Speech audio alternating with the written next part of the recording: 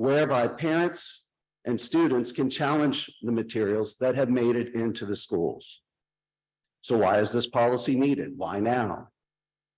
Sadly, like many in this room, I was disappointed to discover that some materials that are sexually explicit, are vulgar, are profane, have made their way into our district.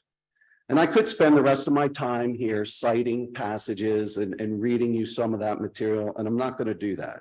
I believe the board has already been made aware of those. Unfortunately, this issue is not isolated to the Hempfield School District. Around the country, parents are forced to grapple with this matter. We see salacious headlines on a regular basis, inappropriate materials introduced to our children, some at an elementary age school level. In some of those instances, parents that raise the concerns are treated as the enemy. They're labeled as radicals who want to ban books. Where have we heard that? They're called racist, homophobic, transgender phobic. Does this sound familiar? And I'm confident that somewhere along tonight's meeting, we'll hear that again. When you don't have a strong argument, your position is difficult to defend. What do? You try to change the narrative.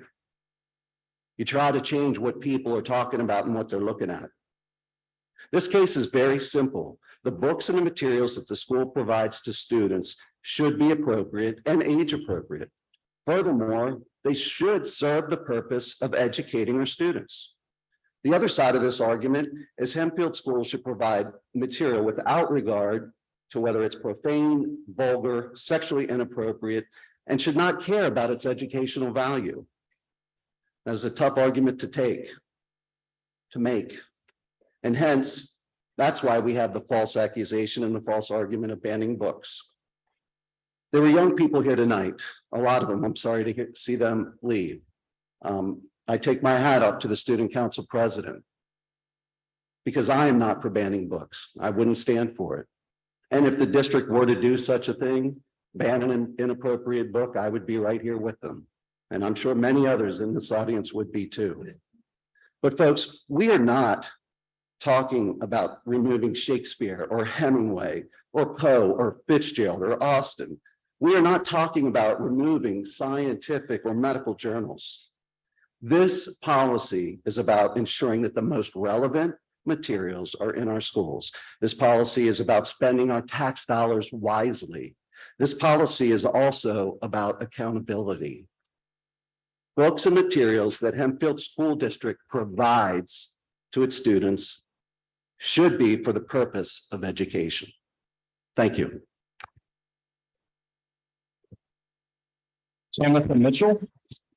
You'll be followed by Meredith Phillips.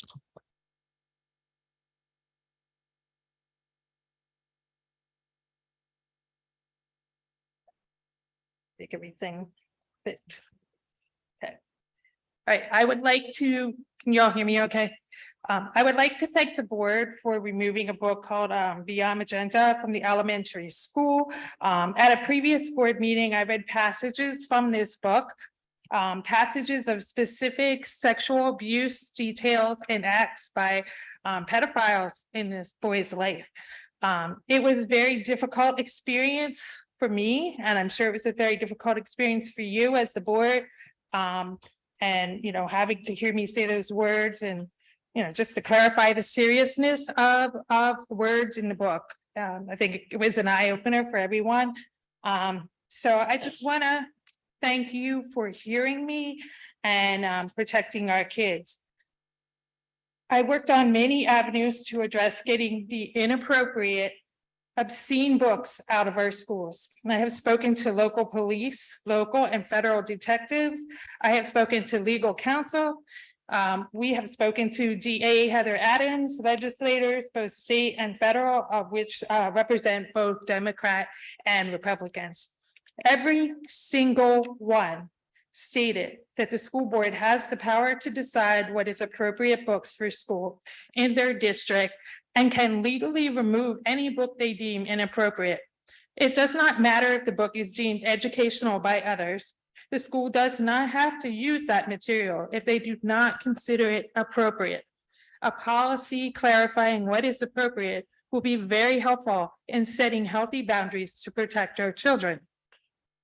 One argument I see coming up again and again is the argument that people need to know they are not alone in their sexual abuse experiences and want others to understand that experience as well. This is the only answer I get when I ask what makes these sexualized, obscene books educational. My response, as someone with a master's degree in mental health counseling and experience working with kids who have been sexually abused, is it really educational if you're giving children material beyond what is appropriate for their age and development? Is it really educational if it can potentially traumatize a child who may not have ever been exposed to this type of thing? Is it beneficial to those who have been through sexual abuse? Most definitely not. Sexually abused children often have poor boundaries, and they don't need this normalized. They need to see what life is like without that focus on the abuse part, but on the healing and the coping. There's a difference between knowing you are not alone in your suffering versus reliving it. They need to feel safe and they need to not be re-traumatized. I have a great book recommendation for you. It's called A Stolen Life by J.C. Dugard.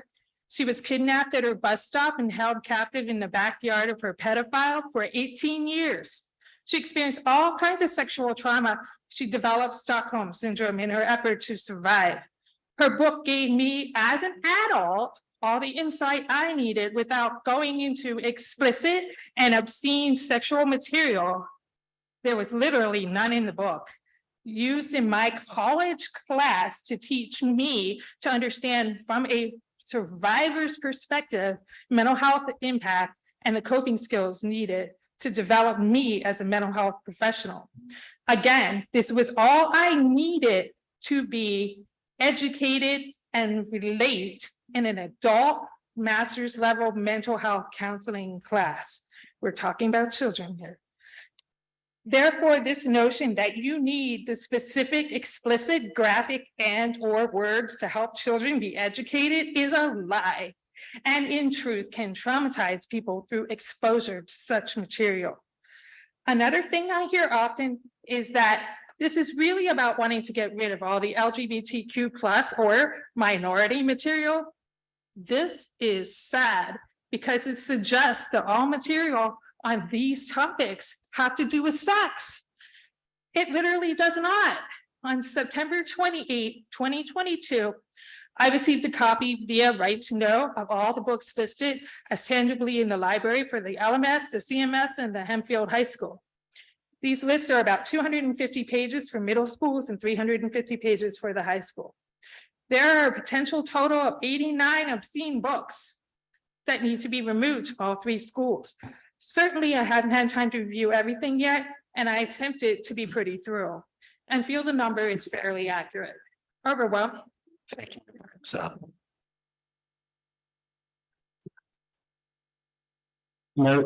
Meredith Holtz will be followed by Faye Skaya. I would just like to say that the flyers that we passed out during the break were examples of the books. They were pages from the books available in our library. The people protesting the ban didn't want to read it. People running for the board didn't want to read it. And somebody ripped it up. So, but they want kids to read it. So I just wanted to point that out before I started. The whole issue from the very beginning has been distorted by activists and characterized as a book ban or an infringement on the right to free speech. Most people, especially parents, know that there are things children should not be exposed to.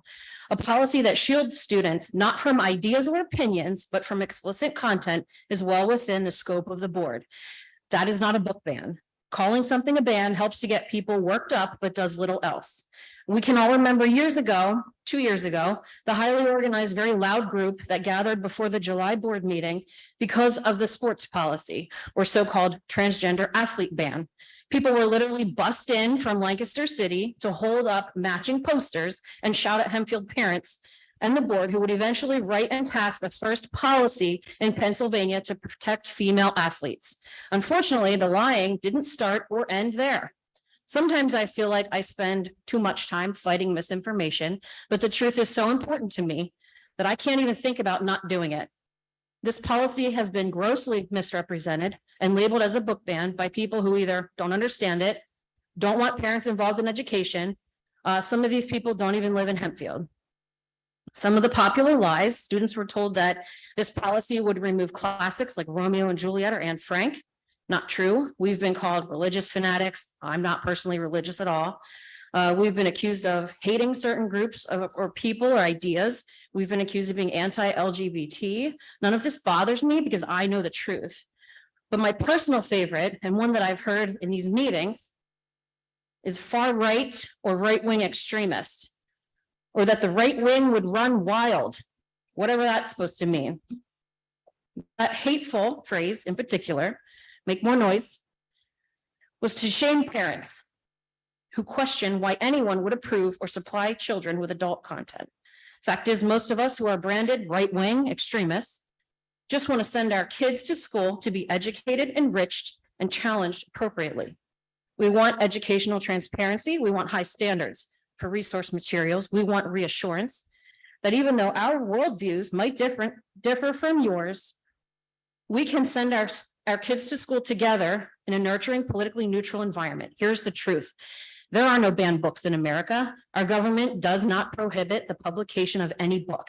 In fact, we celebrate the right to ban books, withhold displays in libraries, including our school libraries across the country. That's like having a protest to protest a ban on protesting.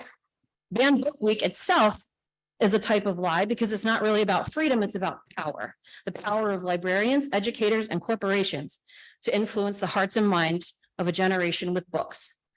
But if books depicting explicit sexual content, violent rape, incest, and pedophilia in graphic detail are permitted in school, what kind of books aren't permitted?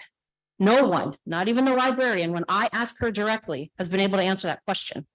Thankfully, you're going to answer that question with a policy tonight or in the future that protects children while still giving them the academic freedom to explore different ideas. I'm so grateful to those of you who see through these lies and are brave enough to tackle them publicly and lawfully with sensitivity and discretion. We need this policy because while it might be just the library now, it's possibly in a few libraries in the classrooms. I have absolutely no doubt that without a policy someday, it will be curriculum. In fact, we already see this happening in schools around the country. Thank you so much for continuing to make policy to protect our kids. Chloe Skya. I believe will be followed by Melissa Bertrand, since Elizabeth Shaler already spoke. Good evening.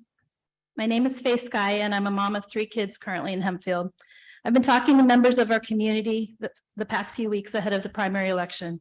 The vast majority are astonished that there would even be a question whether sexually explicit books would be appropriate for a school library.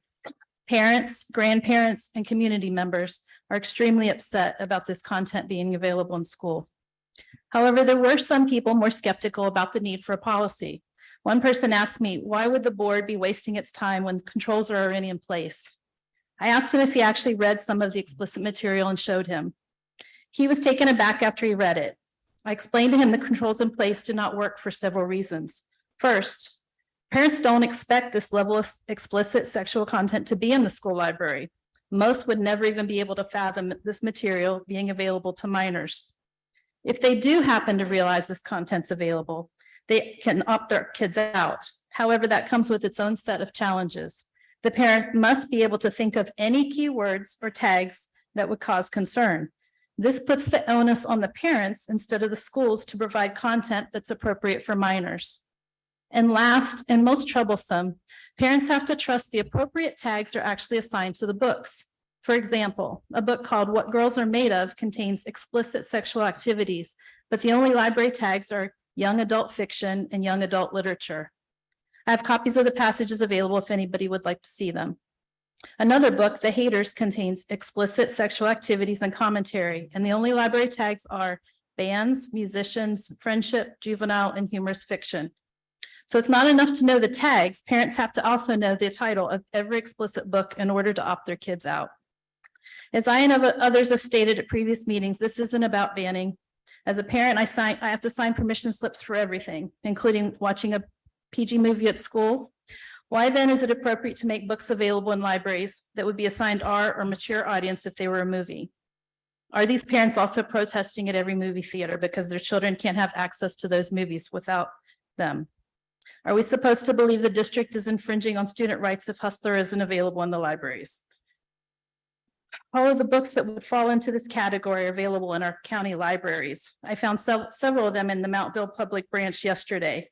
If parents really want their children to read these books that go into vivid detail and descriptions of sexual acts, including acts of rape and incest, the books are available there for them.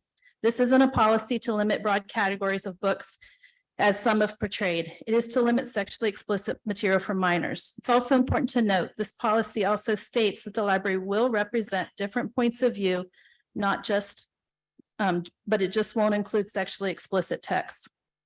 Now, switching to ELA. As I said the last meeting, we need a high quality curriculum that will help our students and teachers and provide consistency across the district. I was really disappointed that the teachers that spoke in January to you all weren't here tonight, the ones that talked about Savas, because they were just as excited and just as energized about Savas as the Wit and Wisdom teachers were tonight. I also was really happy to hear that there was data that shows that Savas is a really good program and that the book club seems to be a good alternative to using just the textbooks and having full text available, as long as as well as having the multi-language support. Since feedback was positive from the teachers, parents, and students for Savas, it would seem that it would be a better choice for our district based on numerous concerns that the community has raised the past year. Other districts in our county have decided Wit and Wisdom was not the right choice for them, and Hempfield can do the same and go with Savas. Thank you for your dedication to our district, especially passing these policies in your time tonight. Melissa Bertrand will be followed by Amanda Thomas. Good evening. Thank you for your service on our school board of directors. I'm Melissa Bertrand. I'm a Hempfield resident, taxpayer, and parent. And I just want to support your discretion in developing policy for educational materials that will fully embrace our mission, vision, and values as stated on our web pages, including things like supporting students to become lifelong learners and contributing citizens in all aspects of their lives, supporting a vision for personal growth, achievement, and success for everyone, and providing robust curriculum offerings and high quality of instruction. When we limit students' access to materials, we violate these principles, we violate our values, and we put our participation and democracy in jeopardy. Parents have the right to guide their children's reading, but parents should not be making decisions for other parents' children. Specifically, a small group of people should not be dictating which books other people's children are allowed to read. Book bans and other forms of censorship restrict information and discourage freedom of thought. This undermines one of the primary functions of education, which is to teach students how to think for themselves. Such actions endanger tolerance, obstruct free expression, and contradict the practice of democracy. Members of this school board are hearing a lot from a small but vocal minority that wants to impose a narrow view of what is acceptable and ignore the majority of citizens of this district who support diverse children and community members to stretch and learn and grow. When we succumb to this kind of fear-based censorship, we deprive our children of the opportunity to understand and articulate their own points of view. Books are tools. They are tools for understanding complex issues. Limiting young people's access to books does not protect them from life's complex and challenging issues. Please reject any efforts to ban books. But yes, please develop policy that encourages review. Allow individuals and parents to make decisions about what their children can read, but not all children. Thank you. Amanda Thomas. You'll be followed by Caleb Best.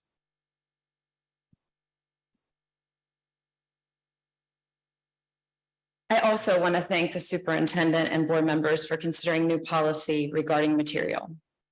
It's obvious, given multiple examples of reading material and a science video my daughter had to see last year, that exclusion criteria is a must.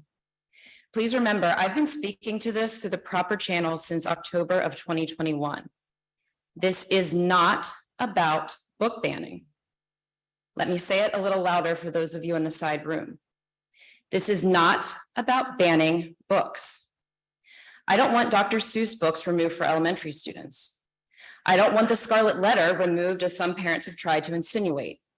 There's a big difference between the word adultery and explaining every graphic detail seen in books like Push. What I want is to be able to send my child to Hempfield School District and expect that what he encounters is age appropriate. Again, let me repeat this. I'm asking for age appropriate material. Everything else can still be seen in public libraries, and parents can let their children check out filth if that's their prerogative, but there's no place for obscene or sexually explicit material in the public school setting. And you know this. For instance, students are not allowed to wear the images in these library books on shirts. The music department doesn't have concerts where this explicit language is sung for the audience. And I ask, why is that? Because we have boundaries. We don't let our valedictorian speech contain obscene language. Limits exist in Hempfield School District. They exist in life. We don't allow 12-year-olds to drive. We don't let 15-year-olds buy alcohol. 10-year-olds may not vote. And why not? Because they aren't old enough to handle it. No minor should be reading obscene or sexually explicit material in school. There's federal law against it. Hempfield needs these same boundaries. In addition, I want to thank you for reconsidering the elementary ELA curriculum.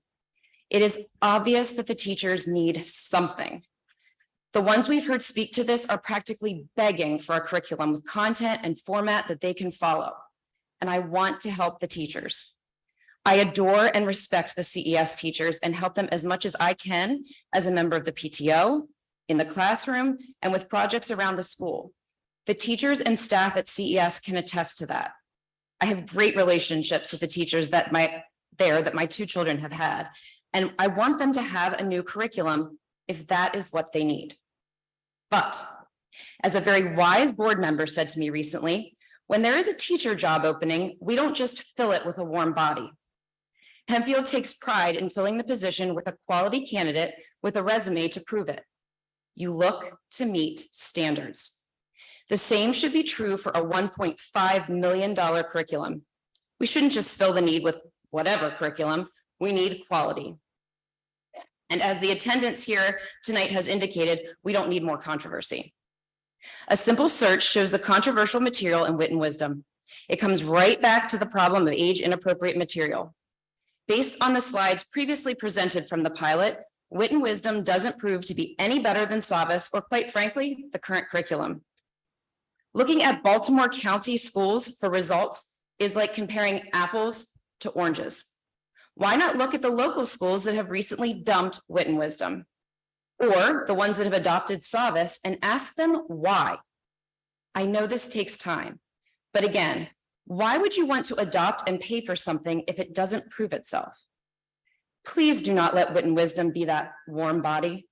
And please, as I've asked in the past, let our kids be kids. Caleb Best.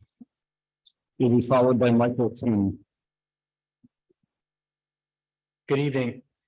First of all, thank you for your time tonight, especially as it's very late and we're going to be here even later. I last spoke to the board 3 months ago on February 14th about the lack of transparency regarding executive sessions. Since then, the board has carried on business as usual. Nearly every meeting has been preceded by or followed by an executive session, and the reasons given are still just as vague. As a reminder, the judgment given in Reading Eagle v. Council from the Pennsylvania Commonwealth Court in 1993 stated, "It must be more than some generalized term, which in reality tells the public nothing. To simply say personnel matters or litigation tells nothing. The reason stated must be of sufficient specificity to inform those present that there is, in reality, a specific discrete matter or area which the board had determined should be discussed in executive session. The reasons stated by the public agency must be specific, indicating a real discrete matter that is best addressed in private. In connection with identifiable complaints or threatened litigation, the trial court ordered that the city council must state the nature of the complaint when announcing executive sessions, but not the identity of the complainant. Please, in the future, I would request that more transparency be given into the reasons why the board is meeting in executive session. Saying informational session or legal matters is insufficient, and we as the public deserve to know why you are meeting without our ability to witness it. Secondly, I want to speak about the delay in the establishment of an ELA curriculum. While the cost is high, and I definitely had sticker shock, after the administration's presentation last month, and again this evening, the per pupil per year cost seems much more reasonable. $30 per student per year, according to tonight's presentation. While we heard tonight that you won't risk losing ESSER funds entirely, the delay of 1 year would add over $200,000 to the district's portion of the cost for Wit and Wisdom, and even more for Solace. While evidence of student improvement may be lacking due to difficulty in obtaining data in such a short time span, many districts across the country have established this program and have seen benefits as was presented tonight. Additionally, I believe there are soft benefits that cannot be measured on a test, which do justify the cost. These benefits include teacher, student, and parental satisfaction, student engagement, and preventing teacher burnout. Creating a homegrown curriculum that meets state learning standards and objectives will take longer to implement, leaving many children who will miss out on improved curriculum. A homegrown approach will also require more resources or time from our teachers, and in the long run, it may not save much money. As you heard from teachers tonight, continuing without an official ELA program is setting up our teachers and students for failure and adding unneeded workload to our teachers. It would be like telling the teachers to walk to Harrisburg with no GPS, no map, and no compass, and expecting them to get there at the same time. I strongly encourage the board to approve the program being recommended by the administration and to do so tonight. Our teachers and administration have worked very hard on this pilot, and we need to get this approved so our teachers can begin training this summer and materials can be ordered. Messing up our curriculum cycle, as mentioned tonight, would add additional struggles and risks for future PSSAs. I've heard many parents at this podium speak about the benefits they have seen in their students. We need a new curriculum, and we need it now, not next year, not the year after. Lastly, changes to policy 108.1 and 109 are unnecessary. The policies were fine as is, especially since the introduction of the opt-out process to allow parents to control what their own child is able to view. Just as a parent may object to certain classroom instruction and remove their own student from those lessons per policy 105.2, they do not have the right to restrict learning of other students. In the same manner, the complaints of some parents about the available library books should not be catered to in censoring or removing books from the library.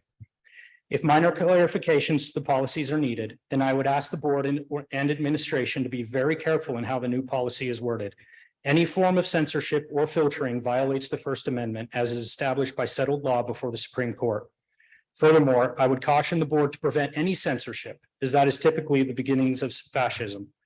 The fact that only sexual content is being considered for removal, but not mentioning anything regarding graphic violent content or any other content which may be objectionable shows that this policy is less about protecting children as it is catering to a vocal minority, bowing to political pressure, and or silencing the voices of those already marginalized. Thank you.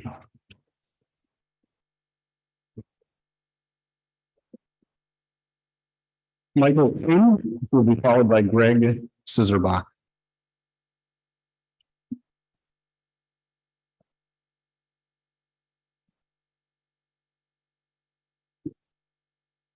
I also would like to start by addressing the library book policy. I fear that this is a slippery slope that we are heading down, and that one's judgment of what is explicit content material or what is age appropriate can vary greatly. And I do not have full confidence that the board can make these kind of decisions for the students' best interests We were told months ago that books will not be banned, removed, or anything, but more and more residents have taken a reactionary political stance about what books they don't want in the library that they don't fully understand. And I fear the time will come when you give in to these reactionaries and remove books instead of enforcing the already opt-out policy we have in place. To quote Ray Bradbury, the author of Fahrenheit 451, you don't have to burn books to destroy a culture, just get people to stop reading them. Among the most banned books in the past year or two are those which highlight sex, sexuality, and gender. PEN America's report on book bans in the US schools show that queer characters and topics of sexuality are the two biggest reasons books are banned or removed, falling right behind books with protagonists of color. These two categories, of course, significantly overlap. Genderqueer, which is not in our high school library, is the go-to book for the far rights and groups like Moms for Liberty, as they pull passages and use them out of context to prove the ill-founded theories that public education is indoctrinating children. Genderqueer, the book everyone loves to point out as pornography, is far from that. The media and parents focus on one specific image of oral sex. However, the pages leading up to this image and the pages that follow the story is not all about sex or even about gender. The image is part of a longer story about consent. The scene right before the image, the author is on a date with a new person. On this date, the author is nervous and has little experience dating and has concerns and apprehensions about sex in general. The two adults actually talk about with each other about what they want and do not want during sex. They talk about boundaries and come to understand what makes them feel safe. When the oral scene happens, it is awkward and uncomfortable, and the author asks for their partner to stop, and the partner says, of course. It's a refreshing example of consent where adults talk about boundaries and desires, and to be able to safely say no and have that respected. This book and many other are not grooming children. It is not promoting sex. It offers to readers simple, relatable examples of consent, boundaries, and respect. Push, another book, one in our library, but not checked out by a student in about 10 years. The book explores themes of motherhood, unconditional love, family, and if monsters are born or made. Yes, she is raped by her father, but the book explores the long-lasting impact of an unwanted sex act, particularly as it relates to dehumanizing a person of color. Books such as Genderqueer or Flamer or any regarding the life of a queer kid could easily show a student who is having a hard time understanding where their place in the world is. Books can help them find clarity and peace and to know there is nothing wrong with who they are. I'm almost certain that parents who want these books removed don't even have a kid that could relate to these books in any ways. But even if a non-queer student does read one of these books, they can actually understand and sympathize and empathize with the person and be a better friend or ally, knowing that certain students may be struggling and maybe show some kind of kindness. These books hold up a mirror and a window to readers in today's society. Books that for young readers offer insight into who they are and what the world around them really looks like. You can remove books involving LGBTQ individuals, but they're still in your classrooms. It simply sets up another barrier in their lives, another barrier and another boundary where I read on the wall, there are no boundaries to the world of thought. So we sure about that? Thank you. Greg Scissorboff will be followed by Aaron Small. Good evening. My name is Greg Surback, and I'm a Hempfield parent of two. My oldest, who attended Hempfield schools 1st through 12th, is graduating college this week. And my youngest, who's also been in the schools in Hempfield schools since 1st grade, is in the high school. I'm here to express my concern about proposed revisions to policy 109, specifically the addition of exclusionary criteria referencing sexually explicit content. I find that the addition is unnecessary and potentially harmful. As the revision itself states, there's already a federal definition of obscenity and pornography, but the policy revision language takes it further to include sexually explicit content. As was described in a September 2022 communication, Hempfield already has policies and procedures in place that allow parents to block specific titles for their student. Those procedures provide parents the option to choose what is right for their own student. The proposed revision to policy 109 removes that same option for me and my student. As granted by the First Amendment and subsequent cases, including Board of Education versus PICO, students with respect to library materials should remain free to inquire. And the school library is the principal locus of such freedom. Those are quotes from the case. The proposed additions are too targeted in that they reference only sexually explicit content and not violent content, for example. They're simultaneously too vague and open to being used inappropriately by others who don't have the best interest of our students in mind. They are only seeking political clout or engaging in a cultural crusade. As a librarian myself, I trust the professional district librarians to make appropriate decisions without the need for the heavy-handed and unconstitutional overreach of this proposed policy. Thank you for your time. Aaron Small will be followed by Heather Petrasic. Good evening. This is now the fourth occasion since 2021 that I have addressed this board about the need to protect the rights of our students to read freely. The additions to policy 108 and 109 are unnecessary, overly vague and ambiguous, and have the potential to cause a host of issues for our librarians and administrators. As has been mentioned many times over the last year, we have tools in place to allow parents and families to restrict materials for their individual children. Those procedures have been clearly identified and shared with every family in our district. The movement to remove and restrict materials from our libraries and classrooms is a symptom of a larger agenda, one pushed by groups like Moms for Liberty nationwide. You may have heard the argument that as long as a book is available somewhere, such as a bookstore, that it is not a case of banning books. However, according to the First Amendment Encyclopedia, book banning, which is a form of censorship, occurs when private individuals, government officials, or organizations remove books from libraries, school reading lists, or bookstore shelves because they object to their content, ideas, or themes. Despite what extremists would have you believe, if books come out of our libraries or are not allowed in at all, that is the very definition of a ban. Having access to diverse materials with educational merit gives children an opportunity to wrestle with an array of issues in context. The language in policies 108 and 109 will severely restrict the ability of our educators to use relevant and engaging materials and prevent our children from exploring learning opportunities that will prepare them for future experiences.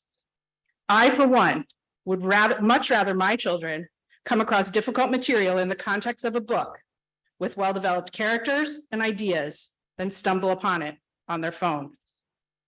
The books and materials at issue in these policies are not books we are requiring children to read. They are being provided as options. According to the American Library Association, like adults, children and teens have the right to find the information they choose. Libraries have a responsibility to provide information for a wide variety of users. If you are a parent or a guardian, you have the right and responsibility to make decisions about what materials are suitable for your own family. No one has the right to make rules restricting what other people use or to make decisions for other families. Policy 109 was revised with the intent of providing clarity, but instead of using already established guidelines, such as the Miller test, it has instead used overly broad and vague language. Who is to determine what excessive interest in sexual matters is exactly? I'd also like to mention that the books that have been criticized do not meet the definition of obscenity as defined by the Miller test, as was demonstrated by the failure of our district attorney to file any charges on books brought before her. As I was prepared to speak with you, I was reminded of the words of writer Neil Gaiman on this topic. He says, freedom to write, freedom to read, freedom to own material that you believe is worth defending means you're going to have to stand up for stuff you don't believe is worth defending, even stuff you find actively distasteful. Because laws are big, blunt instruments that do not differentiate between what you like and what you don't. If you don't stand up for the stuff you don't like, when they come for the stuff you do like, you've already lost. Labeling sexual content or violent content or whatever else gets decided as objectionable tomorrow in books as dangerous leads to a culture of fear, not just among the librarians who may face consequences if they don't root out every trace of it, but also amongst our children who are being asked to view reading as an act that could cause them harm. On the contrary, the act of choosing a book to read independently opens up our children to many possibilities. By reading books, even those with difficult topics, they can learn empathy and perspective. No, I lost my last page, but please do not make decisions for my child.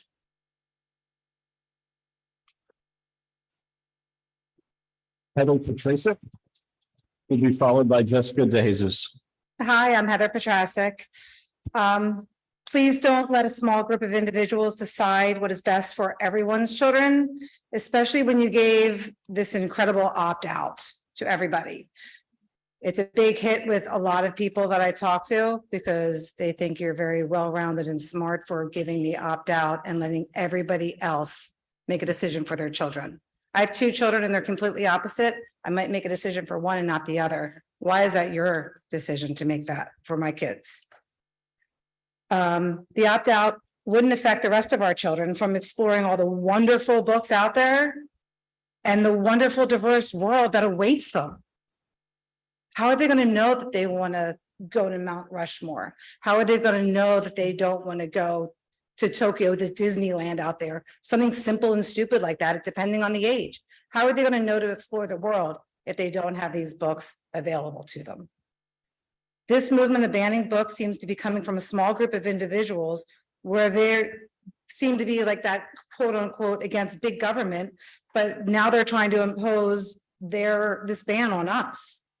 Please enforce the opt-out option and allow our parents and educators, who I use all the time, and I have used every school teacher in this school district since kindergarten, to find out appropriate books for both of my kids because they both read different things, and they found it for me. And all it takes is finding and talking to the librarians and teachers who are an incredible resource here.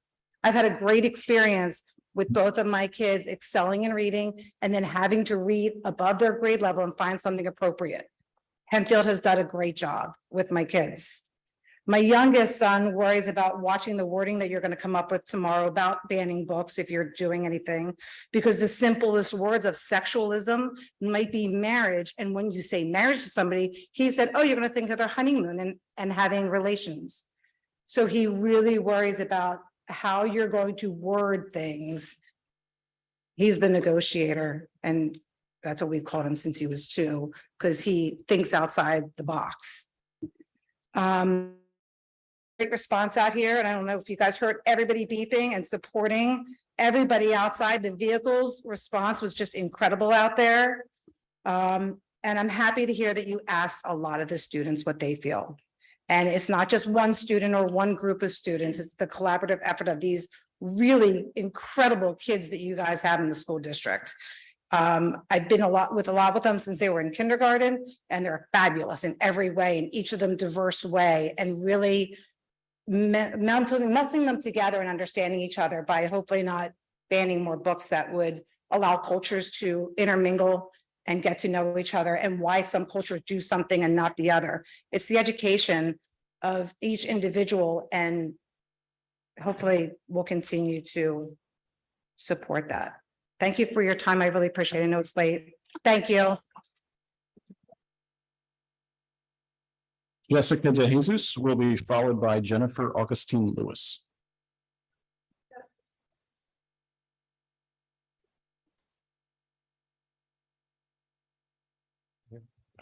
She's not here in person. All right, Jennifer Augustine Lewis will be followed by Cynthia Gaston. Good evening. Tonight, my comments will be on behalf of more than a dozen families, all in our district, who have concerns over the latest proposed changes to policy 109. The American Library Association is a nonprofit, nonpartisan organization that aims to ensure access to information for all. Their research covers a broad range of issues, all related to how libraries serve the public and uphold the public's right to free and open information. The ALA isn't a political organization, and in a democracy, libraries should not be impacted by politics. According to the ALA, this is regarding the definitions of challenge and the definition of banning. They say, quote, "It's an attempt to remove, a challenge is an attempt to remove or restrict materials based upon the objections of a person or group. A banning is the removal of those materials." All the way back in 1982, the Supreme Court weighed in on this issue of book bans and removals when they said, and I quote, "We hold that local school boards may not remove books from school library shelves simply because they dislike the ideas contained in those books and seek by their removal to prescribe what shall be orthodox in politics, nationalism, religion, and other matters of opinion. If the proposed policy goes through, it will cause the removal of books that have been in our library for ages. These books will have to be removed from the shelves. It is a change that will encode book banning into our school district's policy. Why does this matter? To some people, it matters because they value the Constitution, full stop.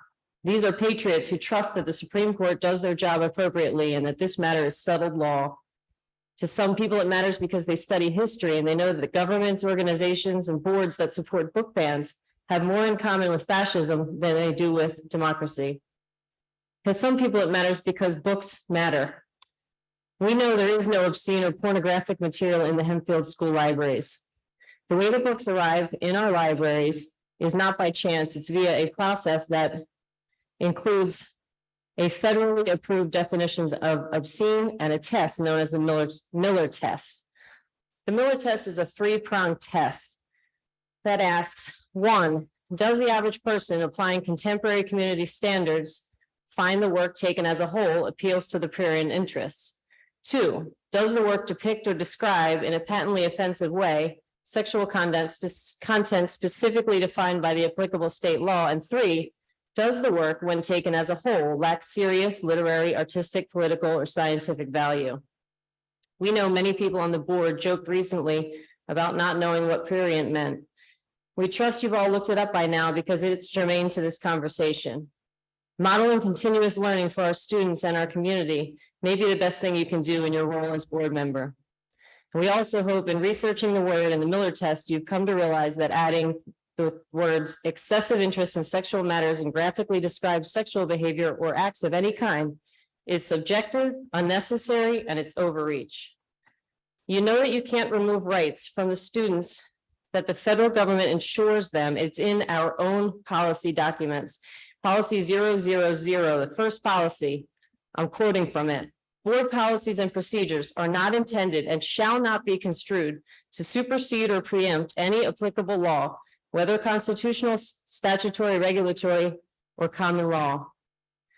Another quote, our policy 000, board policy and procedures shall not preempt, create, supplant, expand, or restrict the rights or liabilities of students, employees, or other members of the school district community beyond what is contemplated by law. To some people, this matters because our students matter. We know that taking books away from kids does not make them more safe, but it can make them less safe. Reading a book in which a rape is described doesn't teach someone to rape, but it can help someone who has been raped find the language they need to talk about that trauma. Reading a book in which consenting parties have and enjoy sex doesn't make someone sex crazed, but it can start a conversation about what enthusiastic consent means. It doesn't matter why you oppose book bans. You may do it for patriotic reasons, for historical reasons. You may do it for educational reasons, artistic reasons. Two things are for sure. No one in a democracy should support book banning. And no one can deny that what this policy is proposing is anything other than a book ban. Thank you. Cynthia Gaston will be followed by Min-Shu Lin.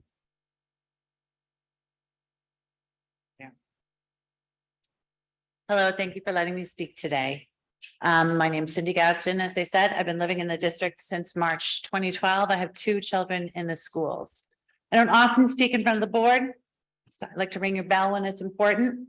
So I hope you'll listen to what I have to say.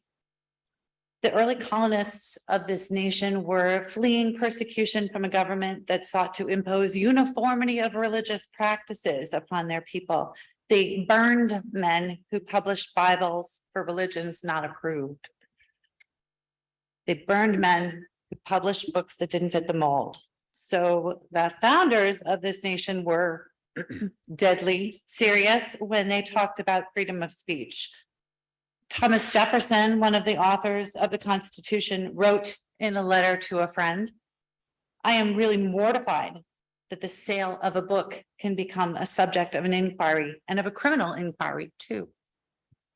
Are we to have a censor whose mark of approval shall say what books may be sold and what we may buy?" He goes on to say, "Whose foot is to be the measure to which ours are all to be cut or stretched?" Whose indeed? Books can have sexually explicit material in them and still not be pornographic or obscene. The board has already acknowledged that some books have isolated passages, and yet the book still has educational value. So books that are sexually explicit are not necessarily obscene, but here's the thing. The US Supreme Court in the landmark case Roth versus the United States established a test, Ms. Augustine mentioned it, the Miller test, to determine what constituted obscene material. That test included the use of the word prurient to define obscene material. Prurient means encouraging an excessive interest in sexual matters. Sound familiar? It's on page 2 of Book Policy 109.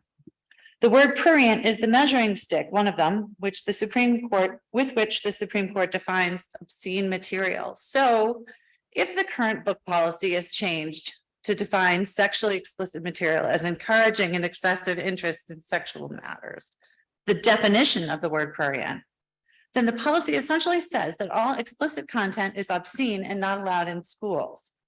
If that isn't what the board intends to say, then this language needs to change, because that's what it says right now.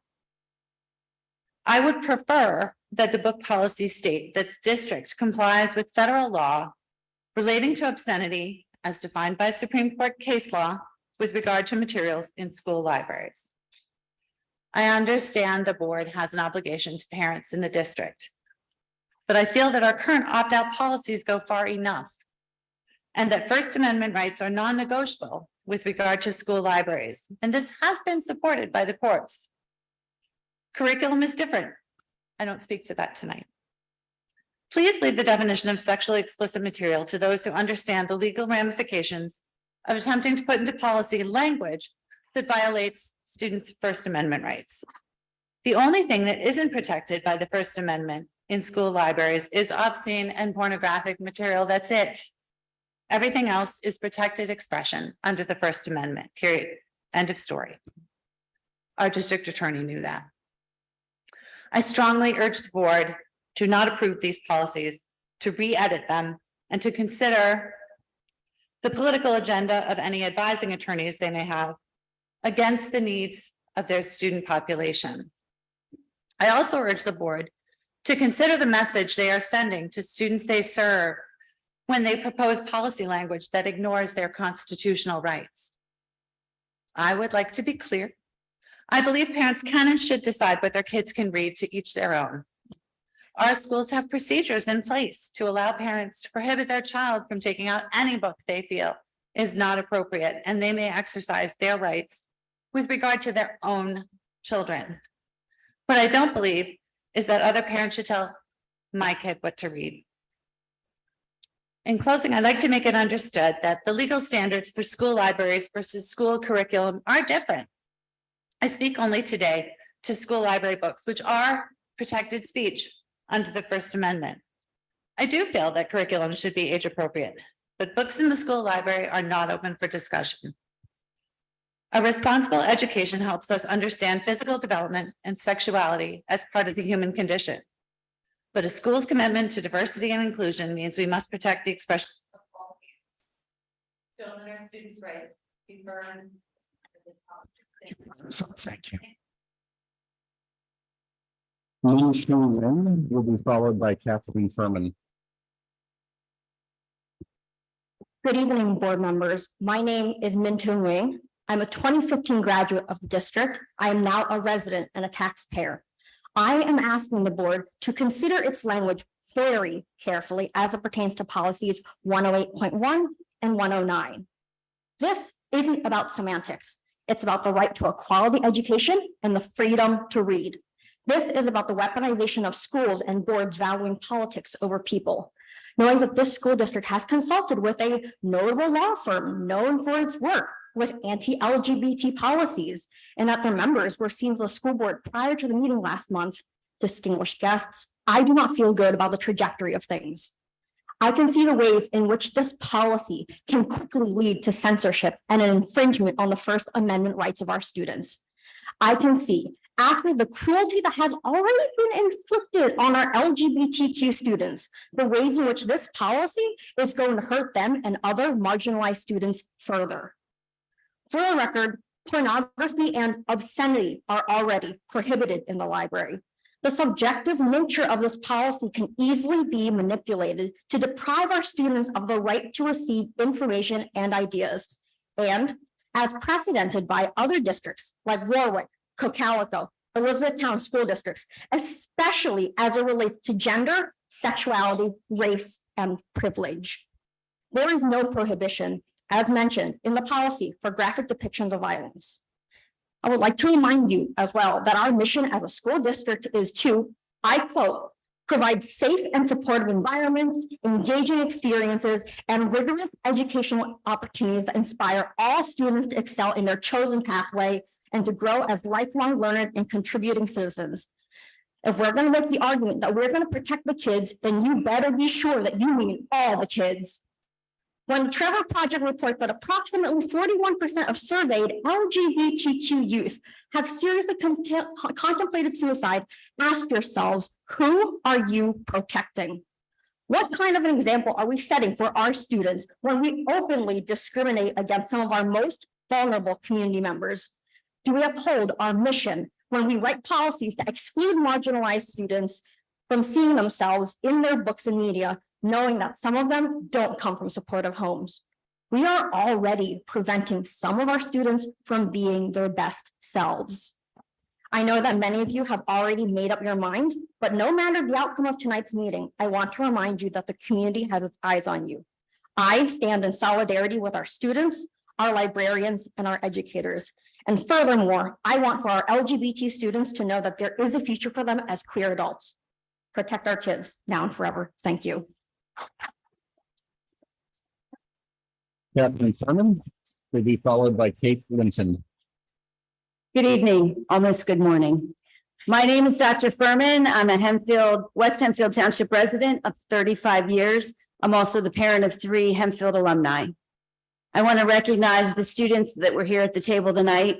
Earlier, we can all look to them with respect for thinking critically and understanding. And if you're listening, guys, this is all about you and your intellectual freedom rights, and it's not about the politics. There are not many things about the newest version of the 109 policy that is very clear. Let's admit that words matter. And I will add that I am an informed professional of 29 years with experience on this topic. What is clear is that these policies are vague and create loopholes that will threaten the Hempfield student rights to intellectual freedom. Clearly, the language in these versions of the policies did not come recommended by PSBA. The language veers from PSBA and is coming from an outside partisan source. We have to ask, why aren't we relying on PSBA? The 109 policy attempts to create definitions. However, all the definitions have done is create more subjective language that will be open to partisan and doctrinal interpretation. In the case of the definition of sexually explicit content, we have to ask why the language doesn't rely on Pennsylvania statute, Title 18, or federal case law. The definition doesn't include as a whole. The words as a whole is only contained in one place, the policy under challenged material. However, the PA state statute specifically requires, quote, the subject matter taken as a whole appeals to the prurient interest. That's the definition of obscene. Second, prurient interest. I believe there was an attempt to try in layman's term, try to explain that, but what exactly does encourages excessive interest really mean? Where is the line? Who draws the line? These are subjective words that blur the line on either side. So again, we have to ask, why are we not following the definitions of the state law and federal case law? Policy 109 absolutely threatens intellectual freedom because it's subjective language is vague and open to interpretation. And remember that anything that is contained in the 109 policy will now impact every single piece of material that sits on every single classroom shelf in every building. Within the 109 policy, it only discusses exclusions, but not what should be included. To fulfill the purpose in the very first paragraph of the whole policy that the school libraries are viewed as places for voluntary inquiry. We have to assume they're going to be covered in the superintendent procedures for selections. Where are these procedures? Will they be developed with the guidance of our trained certified school librarians? Will these procedures ensure that students' intellectual freedom rights are intact, outlining what should be included in an exemplary school library? Will the selection procedures honor the Library Bill of Rights? And most importantly, recognize that our students need access to material beyond the confines of the curriculum to provide both research and personal literary interest for our students. Can we be sure that these selection procedures are not written based on partisan and doctrinal views? With these selection procedures, words matter. The same goes for the written admin procedures. How will they be developed? Are you going to include students, especially high school students, as part of that challenge review process? Words matter. We need to ensure that all these processes do not censor books. You'll notice I didn't say ban books. It's easy to say the policy isn't banning books. However, I did use the term censorship. Censorship is a direct violation of Hemphill students' intellectual freedom rights. The definition of censorship is the effort to ban, prohibit, remove, label, or restrict library materials based on the belief that the materials will corrupt children or offend an unwary reader. Censorship just isn't the act of removing, it's also creating a barrier to access. And guess what? Not every student can go on Amazon, has the means to do that, or travel to the public library. So in reality, you are censoring material if you prevent access to materials that have already been both legally and professionally reviewed as relevant to students. This policy, written in the vague way that it is, will allow censorship and if it includes restriction based on different beliefs. As I've said to the board in the past, it's always been determined that your district's librarians are qualified, certified, and trained to ensure students have access to relevant literature in a balanced, inclusive way. Your time is up.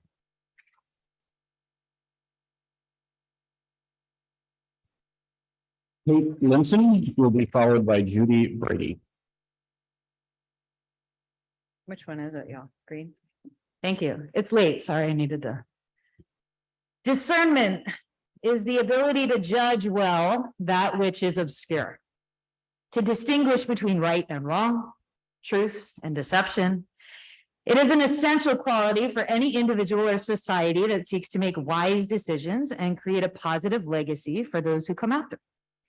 Censorship undermines the exercise of discernment by limiting access to information and suppressing alternative perspectives. Censorship creates an environment where discernment is replaced by conformity and critical thinking replaced by blind ableist obedience.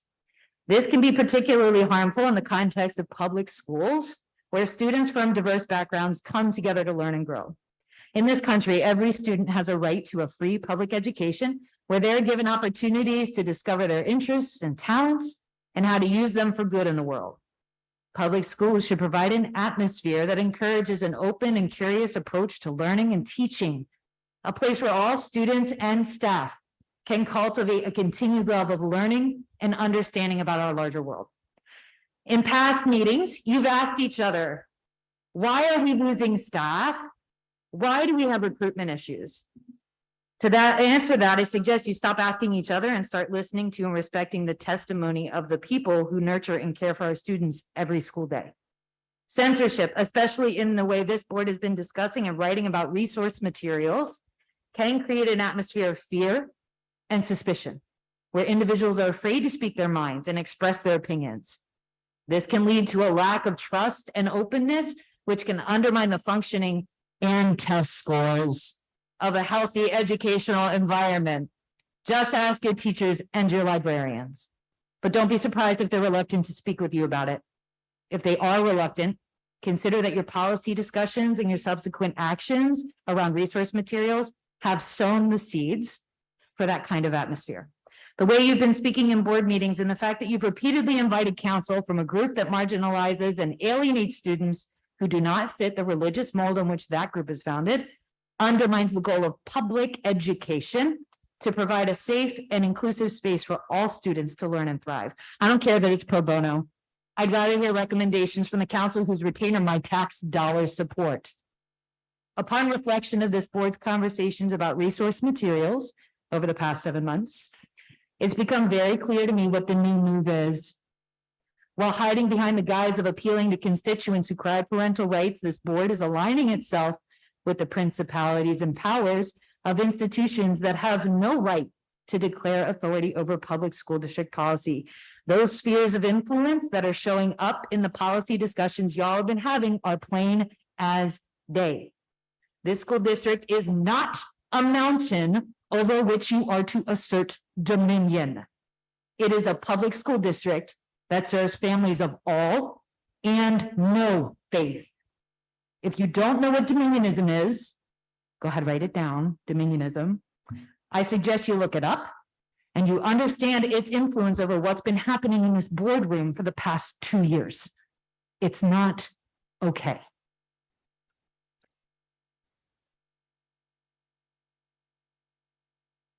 Judy Brady will be followed by Rick Brooks. I'd like to address the elephant in the room whose footprints are all over tonight's agenda, the Independence Law Center.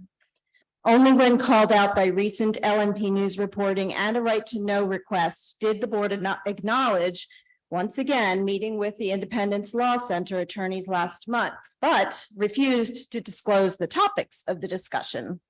That Hempfield already has a contracted and paid solicitor to consult on legal matters.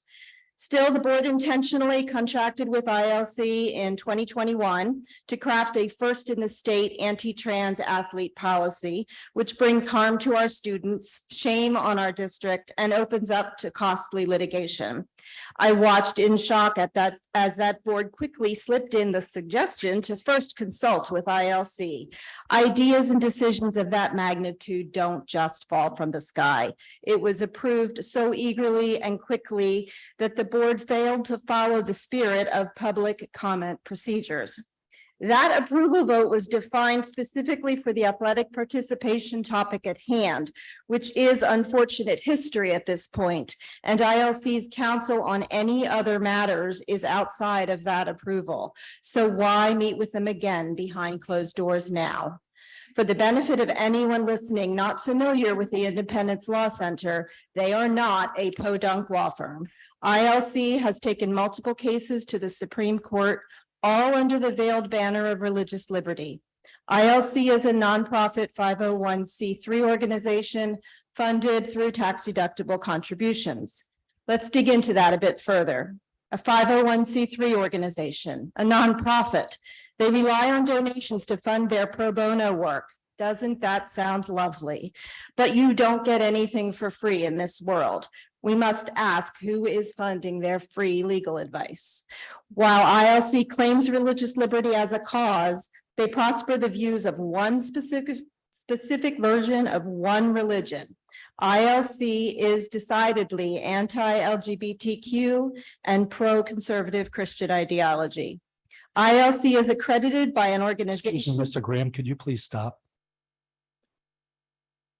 Ms. Brady, I want to remind you that your comments were going to be limited to recent executive sessions. Which The met with last the ILC. 25 seconds to 50 seconds has been exclusively on just a law firm that we may or may not have met with once or twice or how many ever times. And that's what I'm speaking to, why you're meeting with Okay. the ILC in executive session. Okay, just please try to stay with that. Okay, thank you. ILC is accredited by an organization which requires a clearly affirmed commitment to evangelical Christianity and demonstrate such commitments by operating in accordance with biblical truths. And those are the results their big money donors expect them to deliver when infiltrating schools across the state, which they are systematically doing. Understand this very important connection. According to WHYY Public Media Reporting, ILC's parent organization, the Pennsylvania Family Institute, is, quote, a statewide branch of the national organization. I'm sorry, Miss Brady, but you're still just spending all your time in LC. That is not relevant to what you were going to speak about tonight. I beg to differ. Well, it's my decision, so I'm going to give you one last warning. Okay. Thank you. Our current board's collusion, there it is, the board and ILC, is not about broad religious freedoms. It is about promoting very extreme conservative Christian-only policy in our public schools, not Christian parochial schools. Every Hempfield student should experience welcome and respect. Every student, regardless of the makeup of their family, their sexual orientation or identity, their religious affiliation or lack thereof. Hempfield is a public school district and has absolutely no business driving its policy to please a decidedly conservative and dangerous Christian nationalist worldview. Hear me clearly. I am not anti-Christian. My father was a pastor. I was raised in the Christian church. I've been a church council member and a worship leader, and I raised my children in the church. But I'm sorry, this is not with your topic of discussion you want to tonight. hear. Rick Brooks will be followed by Megan Etchelman.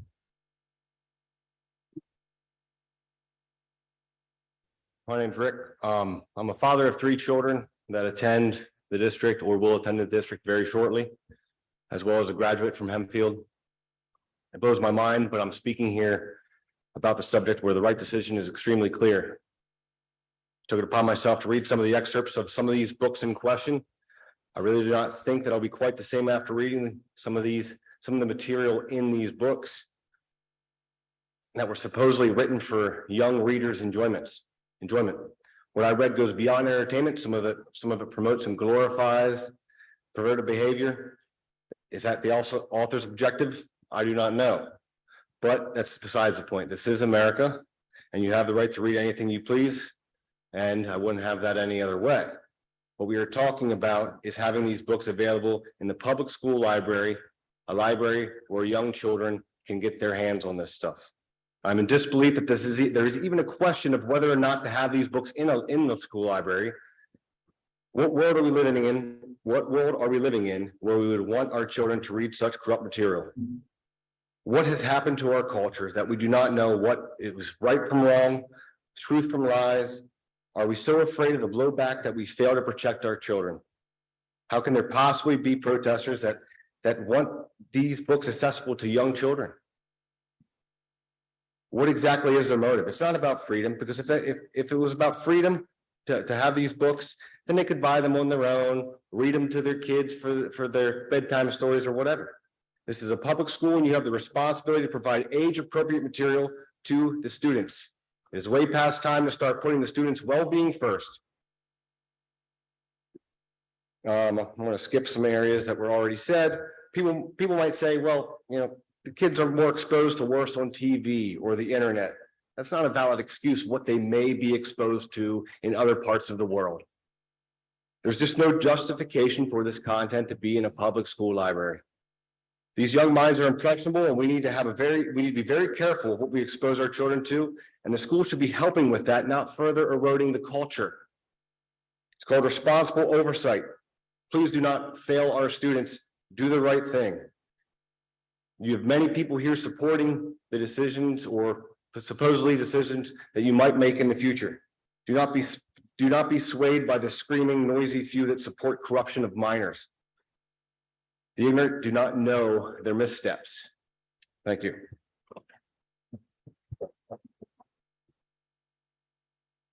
Megan Etchelman will be followed by Jean Pretz. Good evening.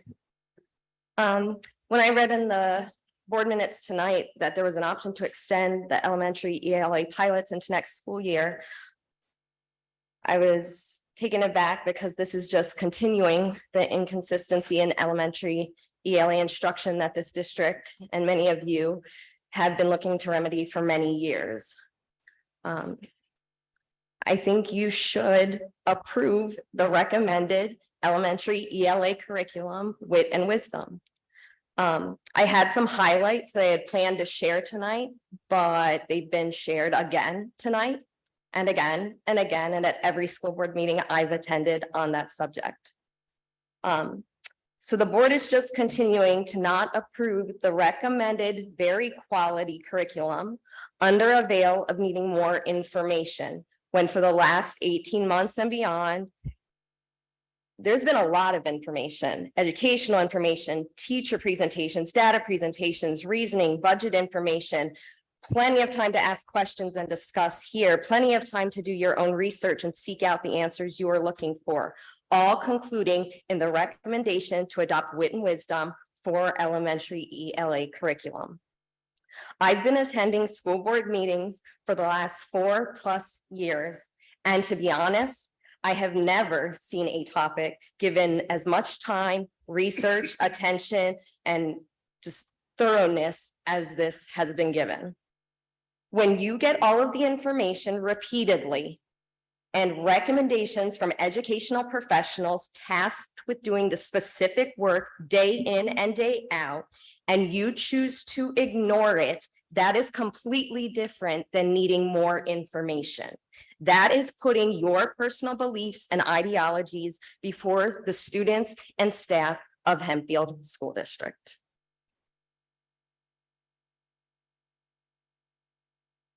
Jean Pretz will be followed by Dan White. Good evening. Thank you for the opportunity to speak.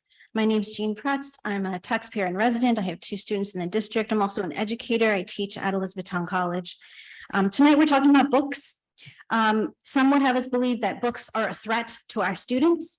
The reality is that our libraries do not contain any obscene or pornographic materials. That is against the law. Some disagree with what should be allowed, and those who disagree can use the opt-out policy that you set in place, and thank you for that.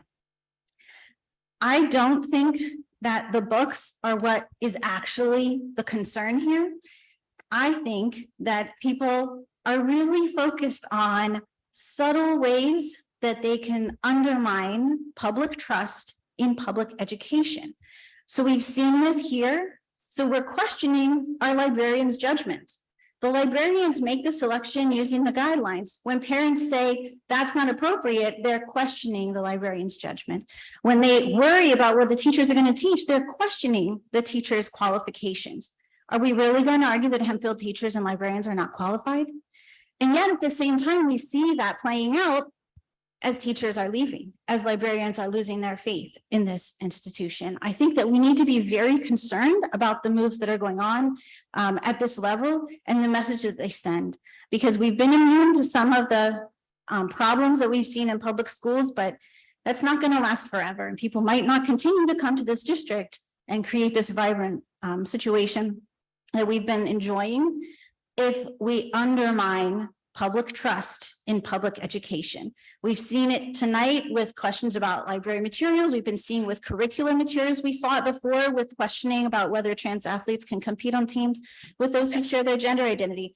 Maybe next week it'll be critical race theory, or who knows what will be a threat to our students.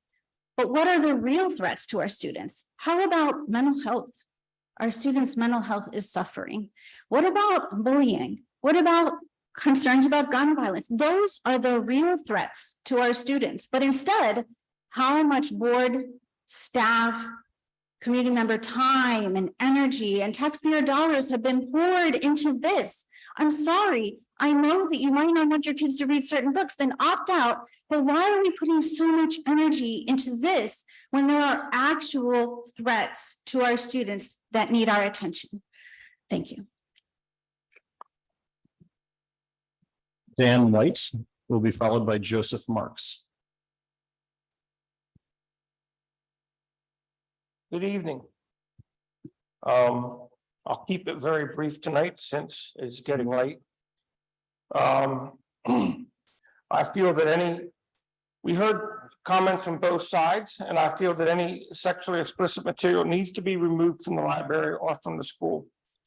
In fact, if you look at the Hempfield High School 2022-2023 student handbook, page 45, it reads pornographic material and sexting. Possession and or use of pornographic materials on buses or school property is strictly prohibited. This includes sexting or improper use of electronic devices. And my question is, how can the administration and board say that sexually explicit material in school books is good to have anywhere in the school or even in the library? So that's the question you have to ask. You know, your handbook says, your handbook says one thing, but yet you have books in the library that say another. When books in our library, and these are books that students can sign out, have pictures and content that if it was acted out in this room, right here or in any other public place, these people doing these acts would end up in jail, or they would end up with Megan's Law. It would be a violation. They would be arrested for it. But yet we allow the material in the school. This is unacceptable. Thank you for what you did with this policy, these two policies. Now go do the right thing. Thank you. Joseph Marks will be followed by Jamie Beth Cohen.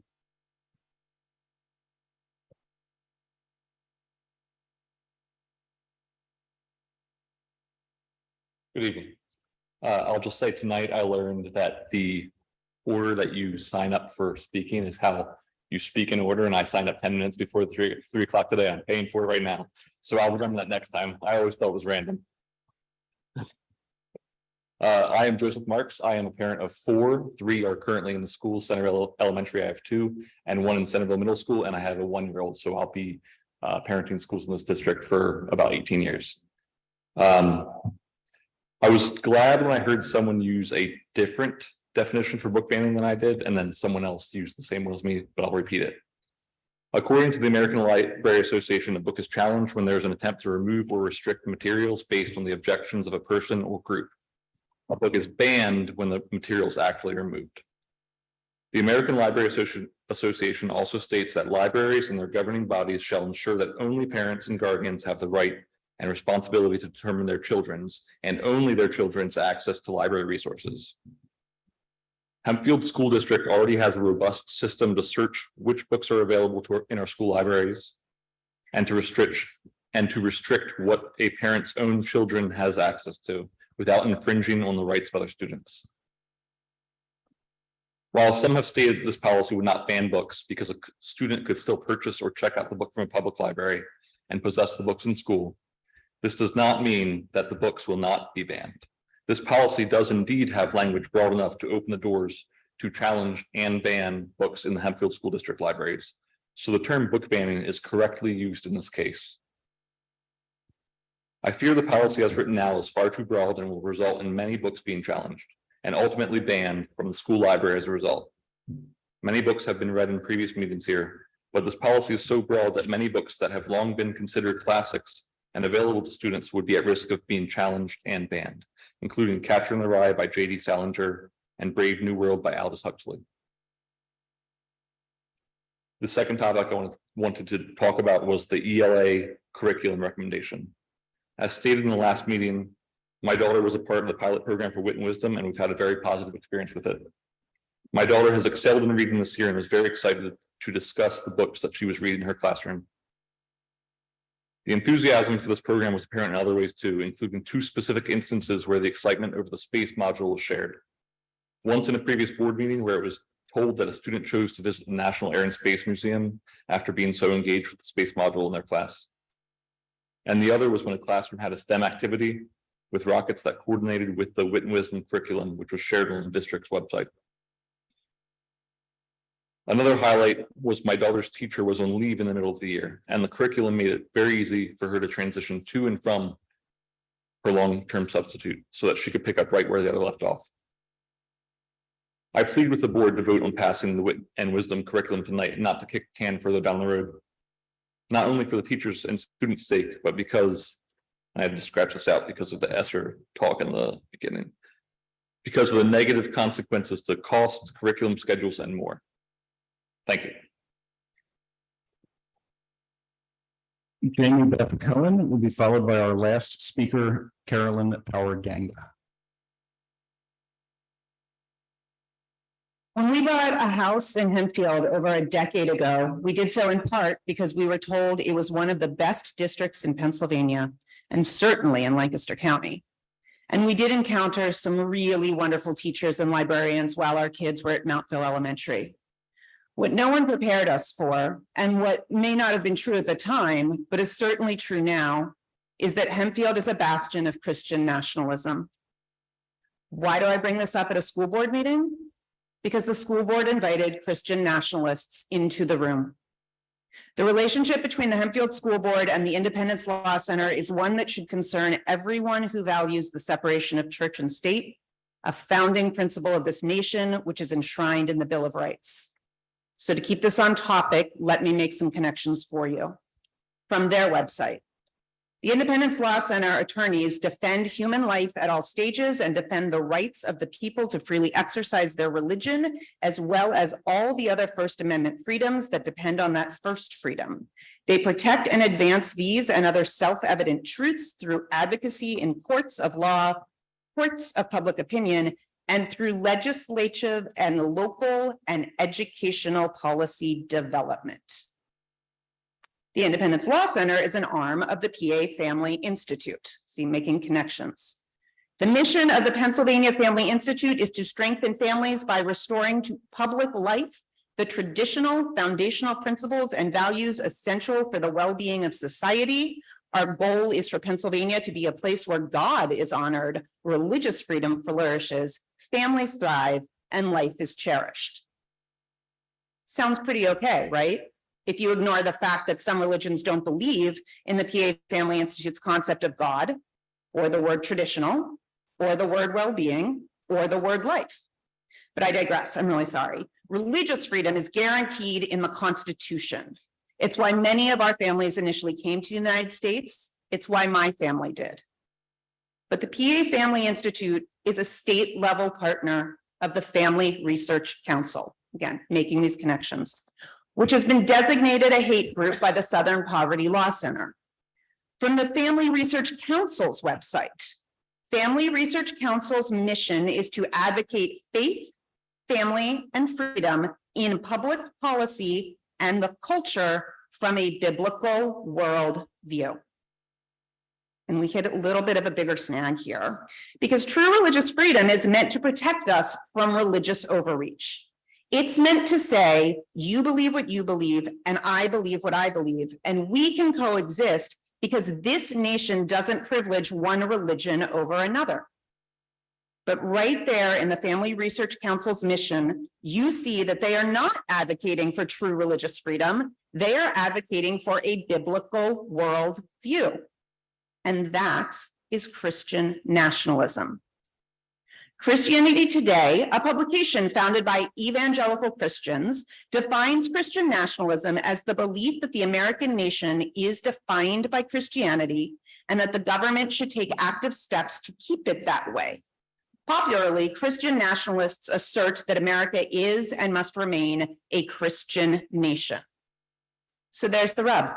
The Hempfield School Board, a governmental entity, has voluntarily chosen to work with a pro bono law firm backed and funded by a hate group who believes in religious freedom in name only and privileges the Christian God and the Christian Bible.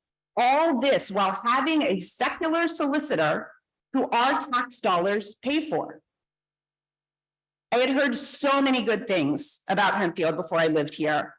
And you know what? I should have known that that was a red flag. But I wanted to believe that my family could be safe and well represented and well educated here. And I know how to admit when I am wrong. We are lucky to have the great privilege of leaving Hempfield this summer so that we can be part of a district where no one has tried to tell me the district is perfect. In fact, what my future neighbors have told me is we're not perfect. And the board is very eager to hear where we are falling short so we as a community can address those gaps. What a breath of fresh air that will be.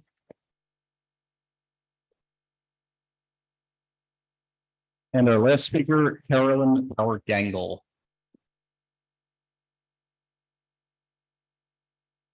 Warning? No, not yet. Close. Good.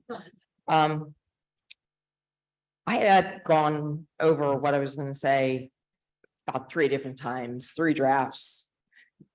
Ms. Galen knows I'm a little obsessive compulsive and actually, yeah, I am. So is my daughter. But I'm gonna go off script because of things that have been said here tonight. I'll give you a little bit of background though first. When my twins were students here, in the district, I served as a general volunteer, classroom mom, color guard mom, marching band and color guard chaperone. I also worked as a substitute teacher. If you really want to know what's going on in the school district, be a substitute teacher. Sit in the lunchroom. You're going to get the truth. And then you go to a school board meeting and find out that's not what they're telling you. You may be familiar with the quote that begins, "First they come forward," from a German man who at first supported the Germans during World War II. And then he had a change of heart. And he presented this famous quote, "First they came forward." And you can put a number of different things in there. And in fact, he presented lots of impromptu lectures. And that's probably how Americans, especially, have interpreted "First they came for the books." Regardless of the words, his message was consistent. He declared that through silence, indifference, and inaction, the Germans had been complicit in the murder of millions of people. I speak tonight because I will not be complicit in allowing a school board, a government entity, be advised and act on the recommendations from a religious group. Because of 2 surgeries, I've got to truncate this just because of what the other folks have said.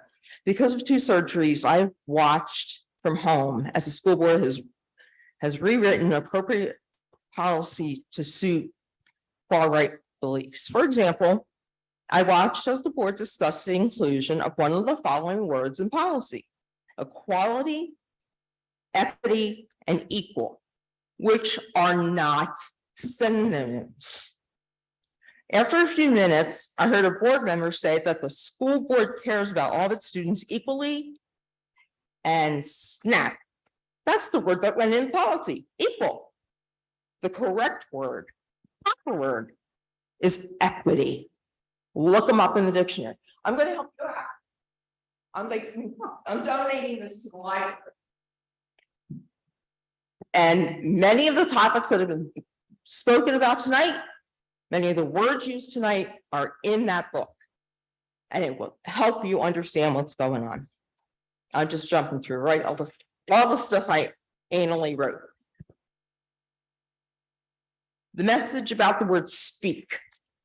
To my heartbreak, I have recently found that 3 female graduates of the class of 2020 who happened to have as a class assignment to read Speak. 2 have been sexually molested. 1 has been raped at Purdue University. All 3 of them said, and it took years for them to bring up the courage. All 3 of them said, remembering that book is what made them finally tell someone what happened to them.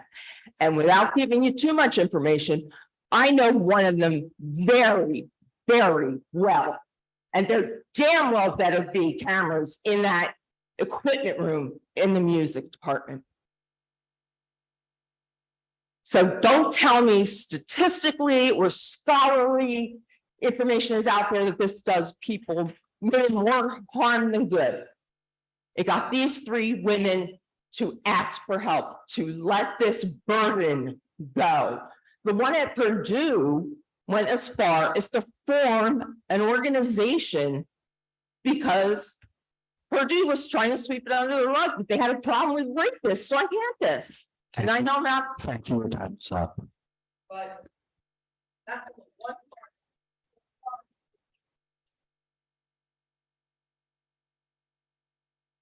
So that is all but concluded the residents able to speak. It's been brought to my attention that Hempfield Senior Ethan Lynn, who's also the senior class president, did not sign up to speak in time to this evening, but has asked the board whether we'd allow him to speak tonight. He was counting on hearing from his student council members, and he did not realize that they weren't going to speak. So we do have a policy of having to sign in by 3 p.m., but if the board's willing to allow him to speak, we can allow him to speak. I'm fine with it. No concerns. Yeah, I'm fine. Thank you.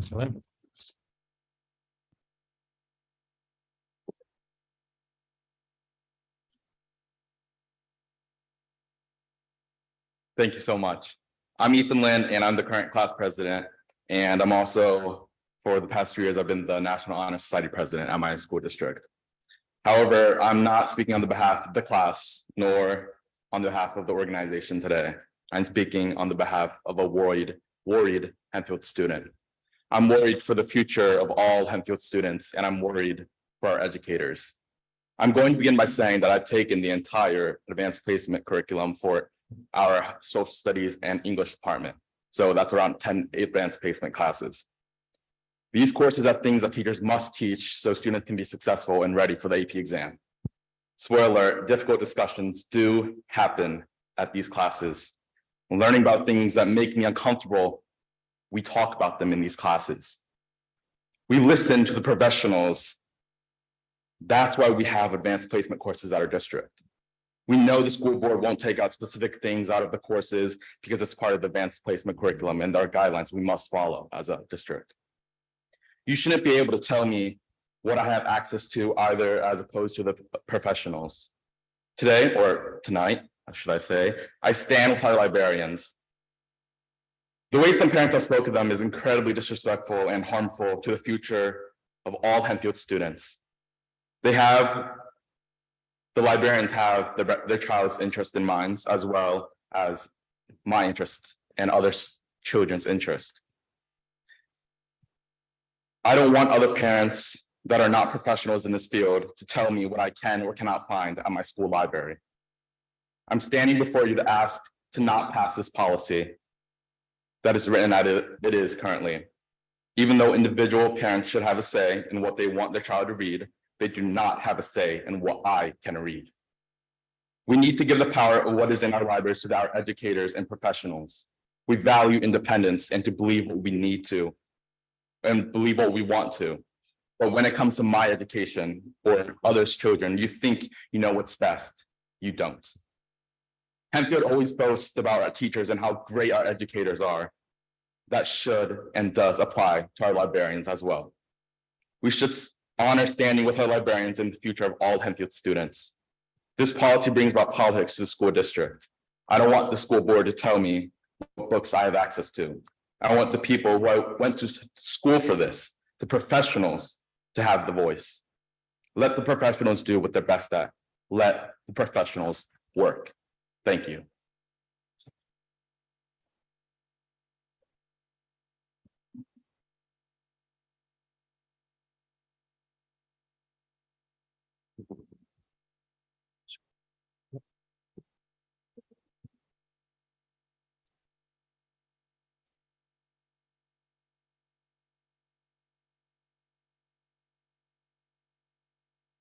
Okay, for the superintendent report, we're going to start off, Dr. Musser, flexible instructional days, or otherwise known as FIDS. Super quick. I will really be quick, but I do apologize for missing the last couple of speakers. Apparently, we're gonna have to adjust our security system a little bit, so it runs a little later. I didn't want any alarms to go off while we were here, so we're in good shape. It's time to apply for our FID application. It happens every 3 years. I don't know why we don't have snow anymore, but we're still required to do it for the state. If you know, as we build our calendars, with the inclusion of flexible days. So we can continue to make sure that educational process continues even when the weather is not so nice outside. We continue to invest in technology and redundant systems to make sure that those systems are in place for our students, that we don't miss any instructional time. But we are required every 3 years to make an application to the state. Part of that application is some sample lessons and how we will make sure kids are attending school. And we try to be very flexible during those times because we know family situations are different at home. This year's application is no different. You can see it is in the other action items at the end for board approval. Any questions? All right. Thank you, Dr. Musser. Also, you'll find the calendar of events. We did want to note all of the upcoming events at the end of the school year with our graduation on May 24th. I also want to share that earlier this week, or actually would have been last week, Mr. Gleason and I attended the East Hemphill Township Supervisors meeting where they were recognizing members of the East Hemphill Police Department. And I am very pleased to share that Officer Stam, our SRO, received the 2022 Community Policing Award for all of his excellent work here in the district and at the high school.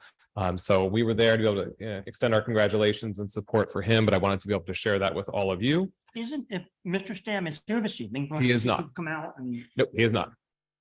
He's Oh, gone. he- Yep. Okay. Yep. The enrollment report is there for your review, and then I did just want to address two things very quickly. It was shared tonight that the board removed Beyond Magenta from the elementary libraries. That was not an accurate statement. Beyond Magenta was never available in our elementary libraries, and I'm looking at some of our librarians, and please correct me if I'm wrong. It was available for preview to see the book title and the picture of the book, but it was never available in the libraries. And so things were adjusted within the system because that book was only available at the high school level. So I just want to clear that up in case anyone had any questions. And then there were some questions brought up around executive sessions that the school board may hold. And I do just want to share that we take that very seriously. We do work with our solicitor, Fox Rothschild, when we have questions around executive sessions, making sure that we are following the Sunshine Law. There are 7 specific reasons why a school board can hold an executive session discussing personnel matters, information strategy negotiation sessions, considering purchasing property, consulting with an attorney, discussing agency business, where if conducted in public would violate lawful privilege or lead to the disclosure of information or confidentiality protected by law, discussing certain academic matters for reasons that specifically are limited to certain institutions of higher ed, and or discussing public safety issues. There are also opportunities for the board to engage in other gatherings known as informational sessions for the sole purpose of collecting information on a specific topic. We do check with our solicitor on these to make sure we are not in any violation when we do this. But I do want to reinforce that anytime there is an informational session, at no time is the board permitted to deliberate, and that has never happened in any of my instances and being part of any of those meetings. So I just want to share all of that. In terms of, we do take that seriously and we do provide that information, and as a direct information coming from our solicitor. That concludes the superintendent report, unless there's any questions for me.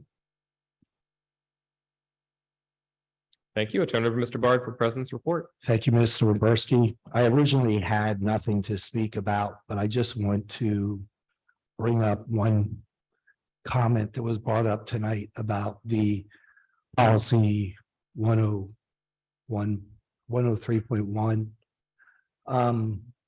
The policy is not an anti-transgender policy. It is a fairness in women's athletics policy. And we already had a situation where a transgender student wanted to participate in the sport that they identified with, and we saw no safety hazard to females, no privacy issues to females. I'm sorry, to males, excuse me. I said that backwards. And we allowed that student to try out for the sport. So it is not an anti-trans policy. I just wanted to correct that for the record. Thank you. Moving on to representative and adjunct reports. Lancaster County Career and Technology, Mr. Keener. Thank you, Mr. Bard. The Joint Operating Committee met on Thursday, April 27th at Brownstown. It was in all respects a fairly routine meeting. The only sort of particularly noteworthy thing was we did accept the resignation of our CFO and business manager, Michael Del Priore. So we will be looking to fill that senior and very important role at the CTC. The next meeting of the JOC is going to be May 25th at Mount Joy. Other than that, I have nothing further. Thank you, Mr. Keener. Item 13, Mr. Maris. Nothing new to report. Thank you very much. Hempfield Area Rec Commission, Ms. Johnson, Mr. Wagner. Ms. Johnson. Mr. Wagner. The answer is no.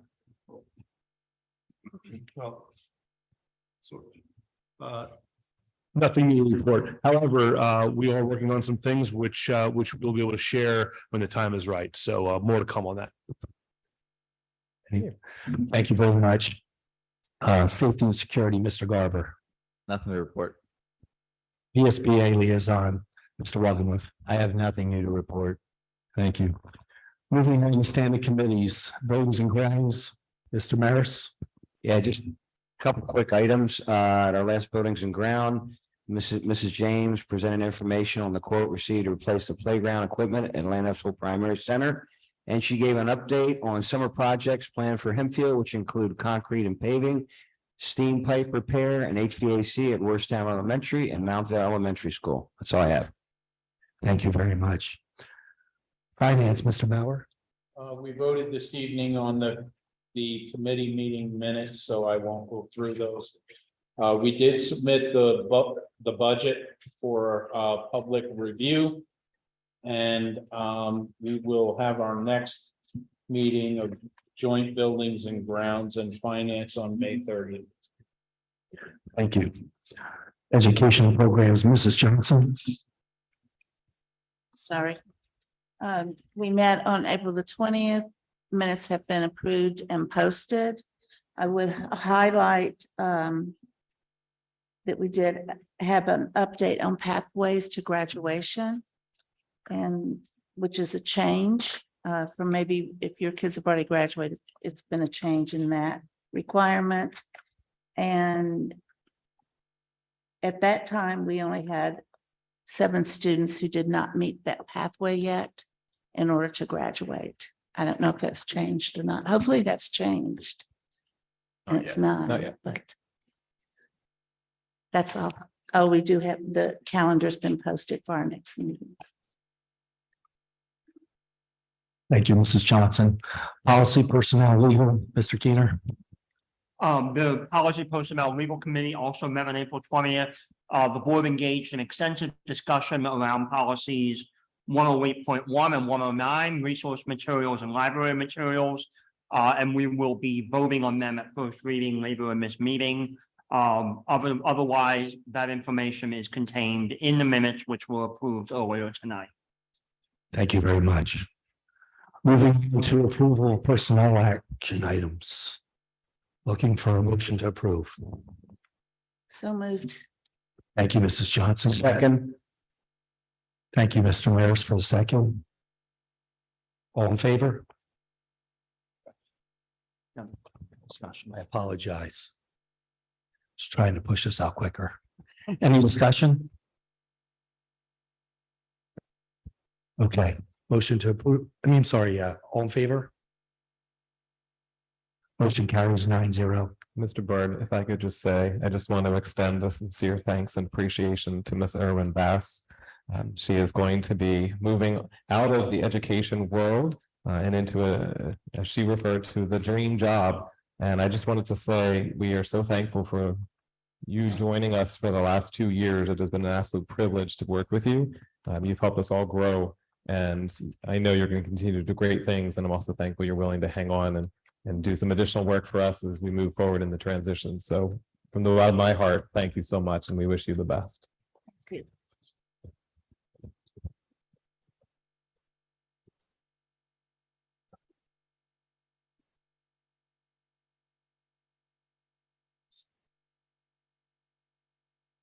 Financial items, motion to approve. Financial action items 11 through 11F as presented. Motion. Thank you, Mr. Mauer. Second. Thank you, Mr. Wogomuth. Any discussion?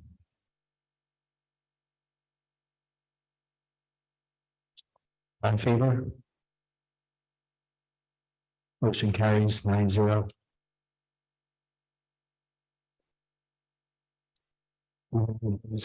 Action items, motion to approve. Those action items 12 through 12C as presented. So moved. Thank you, Mr. Maris. Second. Thank you, Mr. Wagner. Any discussion? All in favor? Motion carries 9-0. Okay. Other action items. ELA program, motion to adopt Wit and Wisdom as the district's elementary ELA curriculum program for the next 6 years, beginning with 2023 through the 2024 school year. Motion. Thank you, Mr. Mauer. Do I have a second? Seconded. Thank you, Mr. Donato. Any discussion? I'd just like to make this one comment that I do think it's extremely important that we come to some conclusion about some sort of program related to what's been trialed. So I say that in anticipation of the vote. I wanted to add to what's already been said and covered quite thoroughly over the last few meetings as well as this evening. But I fully support the decision that's been presented to us by Mr. Hoffman on behalf of the staff and the administrators and the teachers to adopt Wit and Wisdom.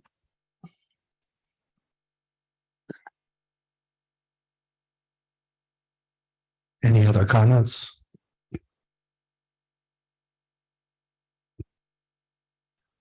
Okay, those of you in favor?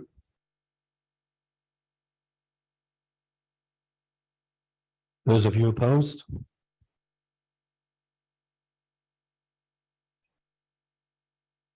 Okay, Wit and Wisdom motion has failed. Move on to elementary ELA program, conditional extension and expansion.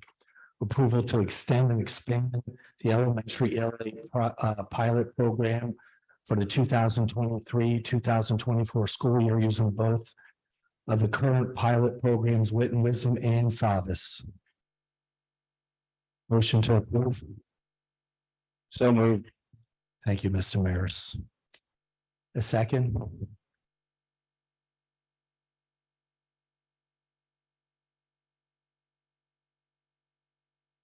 Please repeat that if you don't mind, please. Absolutely. Well, there was a motion already. We're looking for a second to approve, extend and expand the elementary ELA pilot program for the 2023-2024 school year using both of the current pilot programs, Wit and Wisdom and Savas. I'll second that. Thank you for the second, Mr. Wagner. Those in favor? Discussion, please. I apologize. Discussion, please. Go ahead, Mr. Wogomuth. Just want to start out by saying my concern about extending has to do with the fact that I do think there's a need for a program. My struggle is that my support, and I'm going to be criticized for this as a non-educator, but I'm going to be blunt and honest with where I'm at after researching this, hearing the proposals, looking at the results, that I believe the right program is not Wit and Wisdom, that it is Savas. So I just want to be clear, I would be supportive of a program. I want a program. I'm concerned about waiting a full year and doing continued work with these two programs. However, if there was a consideration for Savas, I would be supportive of that. Again, I'm positive I'll be criticized as a non-educator for that statement, but the results speak for themselves. I believe Savas has the proven results that we need in this district and shows, even at a higher cost, which is unusual for me to support, that it is the better program. So I'm just being honest, speaking from my heart. That's where I'm at. Thank you, Mr. Walgemuth. I'm the same way. I do believe we need a program. I think everybody has said that we need a program. I struggle with the whole fact of, I think we have two good programs. I think everybody says that they're 50-50 as far as the educator is concerned. But what I see is Wit and Wisdom is a much heavier lift, and that was repeated again today, that it's going to take more maintenance, more costs, more things like that. I also feel like the Savas is a better program for the content and how it's structured. I think it's better for your 1 year to your 20-year people. And that was a couple times throughout this whole process, through January, the whole process, it was definitely noted that it takes a more experienced teacher to do it. So I believe we need a program. I am not sold on Wit and Wisdom, and my vote is for Savas. But at this point, it's those are our two choices given, and so that's where I'm at. I am disappointed Wit and Wisdom was not approved. I don't think extending to next year would be beneficial.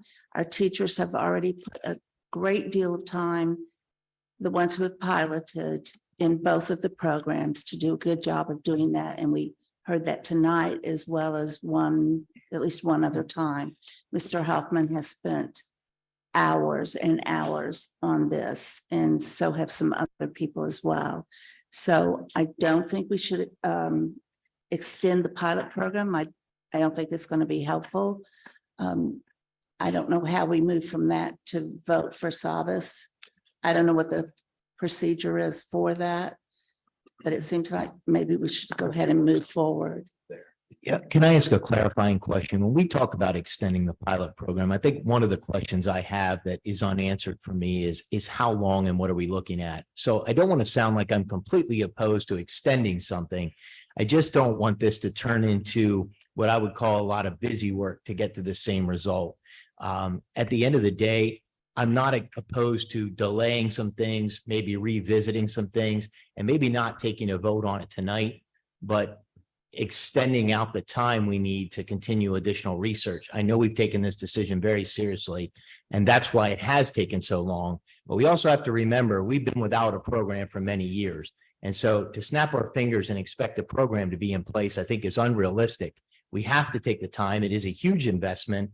And I've heard some comments that this is taking far too long. Well, we probably should have started this a long, long time ago then. Now isn't the time to claim an emergency when the emergency should have happened many years ago and we would have had the time to vet this. So I'm unwilling to rush into a decision either, based on the fact that there's pressure for a program when we haven't had one for so long.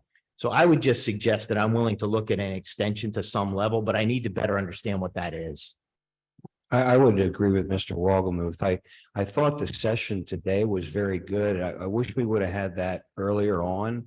We learned a lot. Right now, I'm kind of in between. I like both programs, but I'd like to continue to learn more. But I support, we need something, but as far as an extension, I kind of agree with Mr. Walgemuth. Can we do something, maybe not for necessarily for a year? I don't know.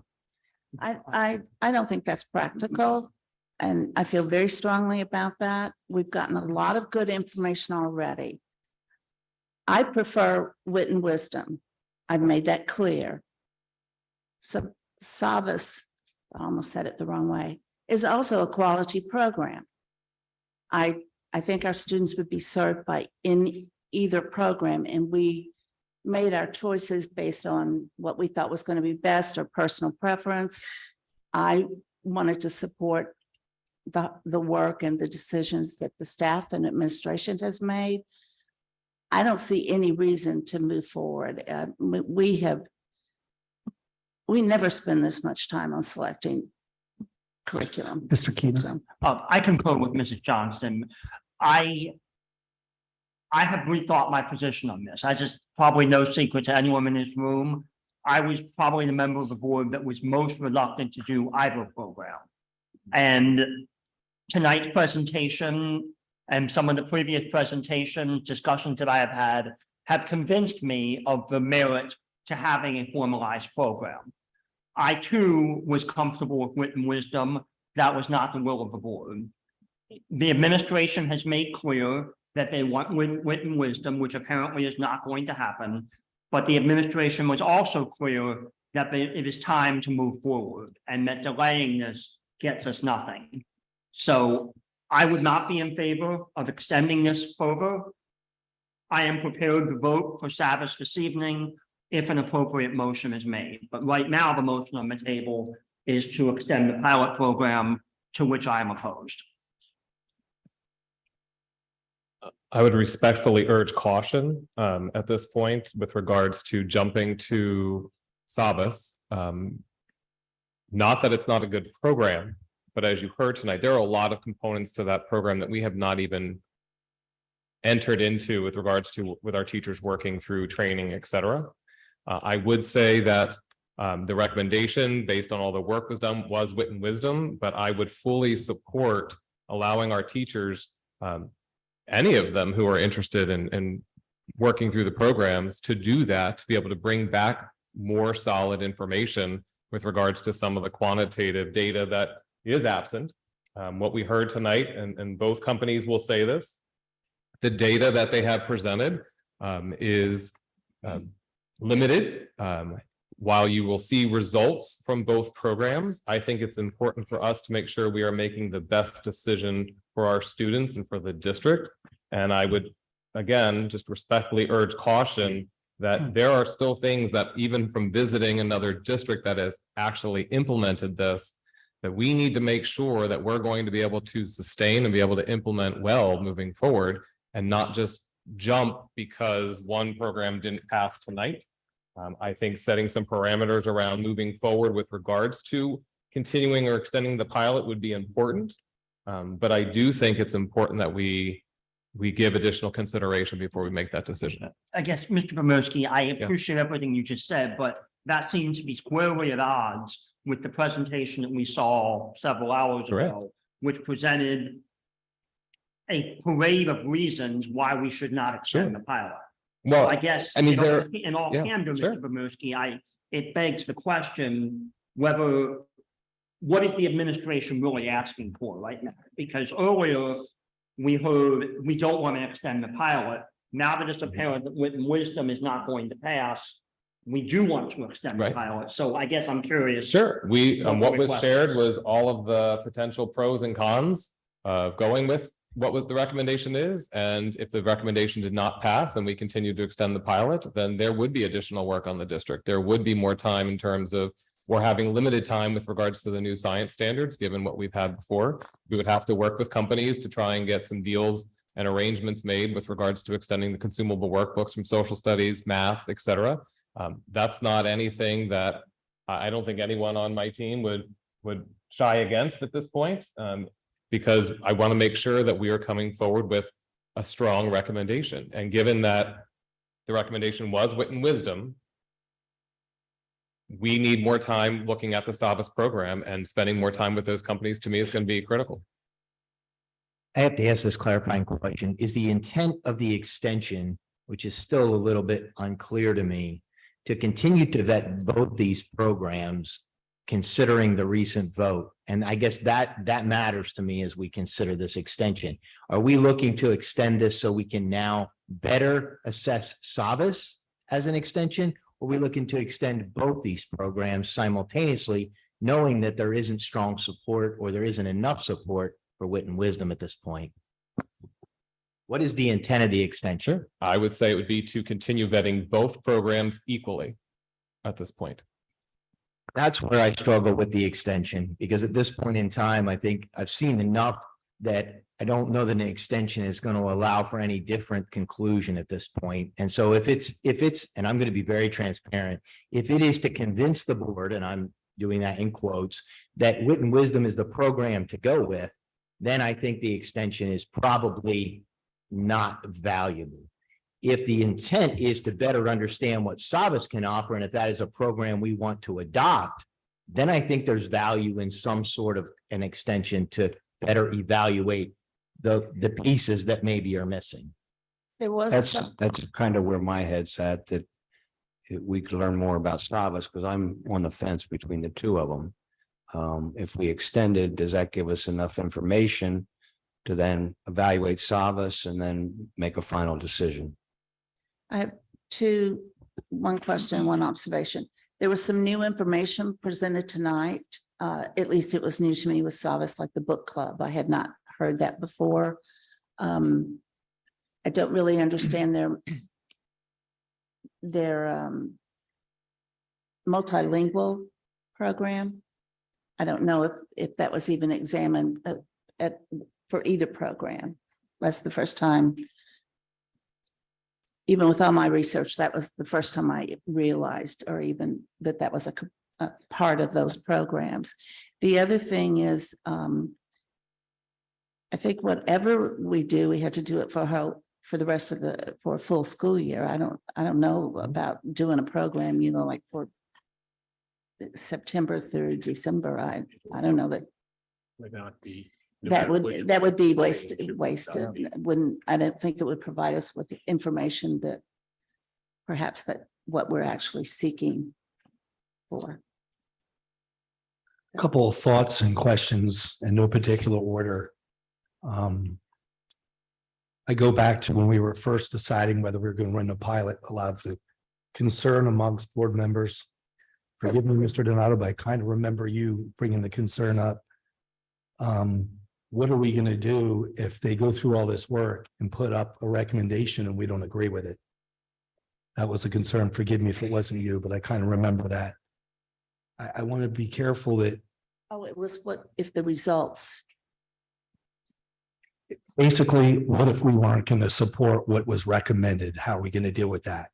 And now we're put in that position. Now I don't know that everybody is being genuine about that. The other thing, I was at every single presentation. The presentations were great. I really appreciated the teachers that came and spoke. I spent time with a couple of the teachers afterwards to get their feelings and how much they enjoyed it and what they saw from their students in their classroom. It was definitely genuine. And that was important. What I struggled with, except for the first presentation, there was no Savas teachers brought in to make those same discussions. To be fair, they were all invited to attend. But they weren't here. Correct. So we didn't get access to that. Correct. And I don't know why they weren't here. And I don't think we should insinuate why they weren't here. Know. I also saw that this evening, one teacher speak for Savas. And she was very confident in her experience with Savas. We received an email from two different teachers. And I know the residents didn't get to see it, but what they said in that email, if everyone got to read it, was they were in full support of Savas. The presentation showed us that there was a slight edge to the teachers that picked Wit and Wisdom, but the sample size was not equal. So that makes me question. Several times we asked for evidence of success from like school districts. We never got that for Wit and Wisdom. Savas came in tonight, and I don't understand why for the first time we given like 6 different schools that showed results over 2 years that were positive, of schools in Pennsylvania that were not in cities. That was a head scratcher to me. And also to bring up what Ms. Johnson said about the information that I felt was really good questions that I wasn't aware of and how they had a strategy to deal with it. I don't know why we're just finding this out tonight. And forgive me, Mr. Brominsky, when I hear that, well, we have to go back if we're considering Savas because we're not planning for X, Y, and Z. Forgive me if I'm misquoting you there. I thought this was being run identical at the same time. So I don't understand why we wouldn't be in the same position with either program. Yep, so all good points there, Mr. Bard. So first and foremost, again, I want to reiterate, all the teachers received the same message at the same time about asking them to come and speak. So I can't say why some came and some didn't come. There's no judgment there. But they were all invited to attend, which is why we saved seats earlier for those who would be in attendance. With regards to the size and the scope that both programs were run, the trainers came in for both. The trainings occurred. What you find with Savas is there is a tremendous amount of resources that the training was not able, they weren't able to keep up on the training because we didn't have a lot of training time in our schedule due to the amount of contractual work days. So both groups of pilot teachers had same opportunities with regards to meeting with the trainers to go over the material that they could at the time that the trainings occur. And one of the important questions with regards to data, we've asked for that information from both companies. It is very hard to pull because the comparisons, most districts are using these programs for the first time, which is why you're not going to see longitudinal studies or data over time.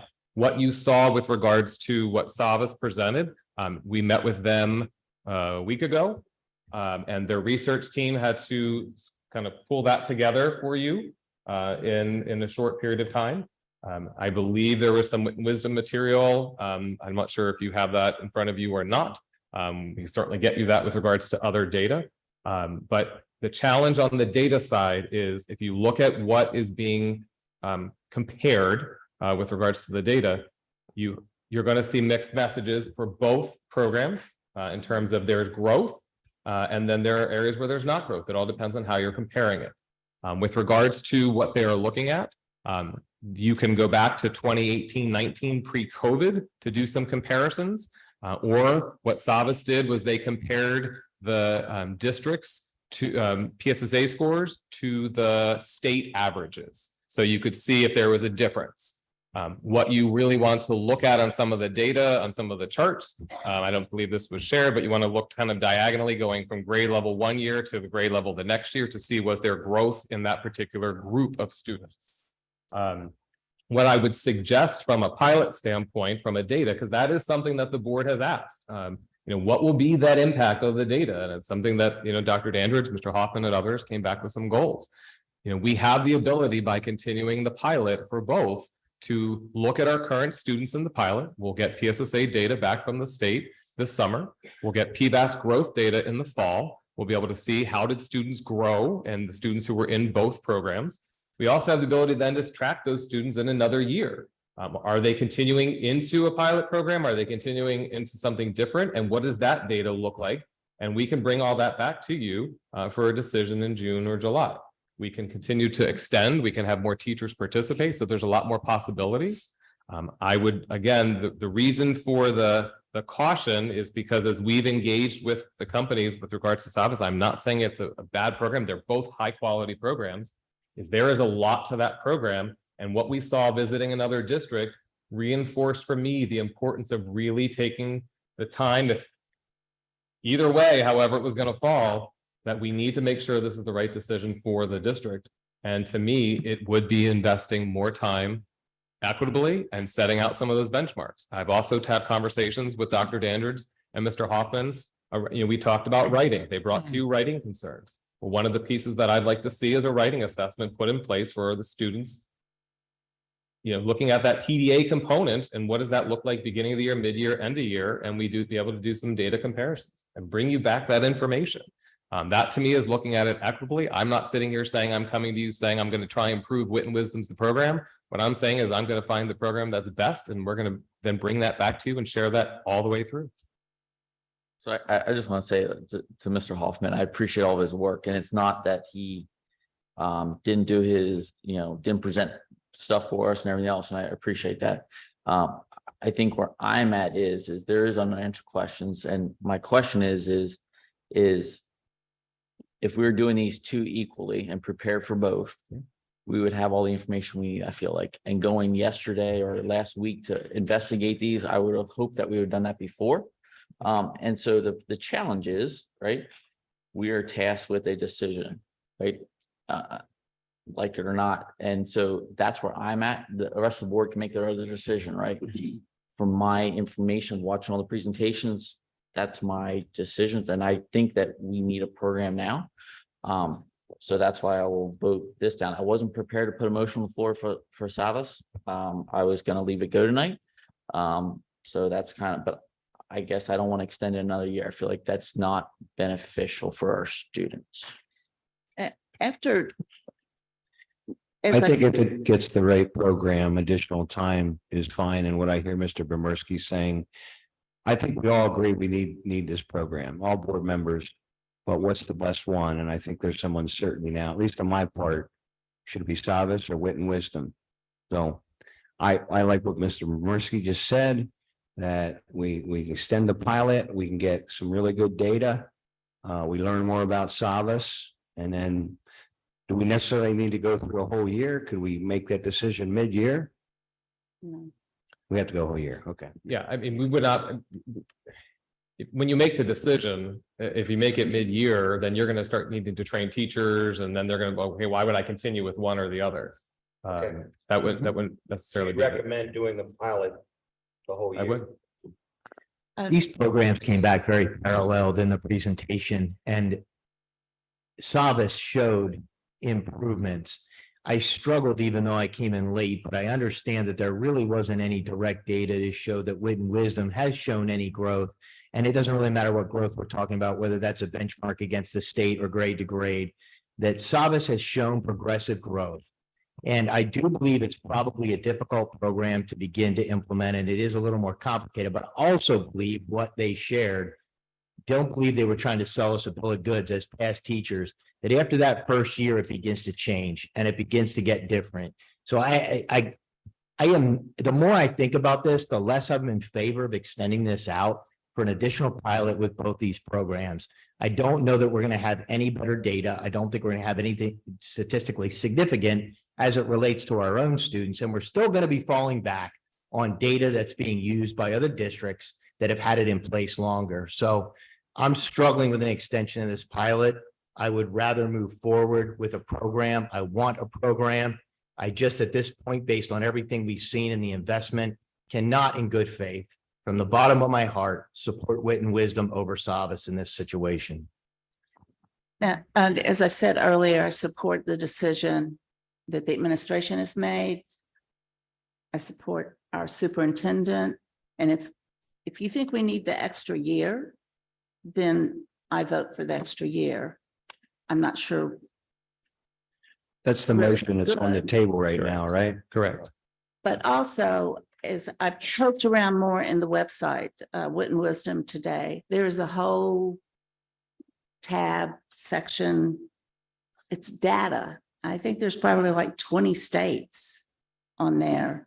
Now, some of them were districts that are nothing like our district. It would be like a Baltimore type district or an extremely rural district. And like any website, whether it's Savas or Wit and Wisdom or whatever curriculum it is, they're going to put curriculum data out there that supports their program. So there is data out there. He just didn't bring it collated like Savas did. I don't know I don't know what they were asked to share. I don't know what they're. Do we have the ability to consider tabling the decision? I know we have a motion on the table. I'm suggesting, do we have the ability to table the decision for either program, unless this would pass that we want to continue to extend the pilot? Do we have the ability to delay the decision and not make any other decision tonight? Do we still have time to do that and still start the program effectively the beginning of the year? Yes. Okay. Mr. Keener. So do we need to make a decision tonight is my question. To what I believe is a point of order raised by Mr. Walgamu. Right now, the motion on the table is to extend the pilot. If that motion were to pass, then the pilot would be extended. If that motion were to fail and no one makes any additional motions, then we can regroup and consider next steps at a future meeting. If someone were to make an additional motion and that would be seconded, we would then have to discuss and vote on that.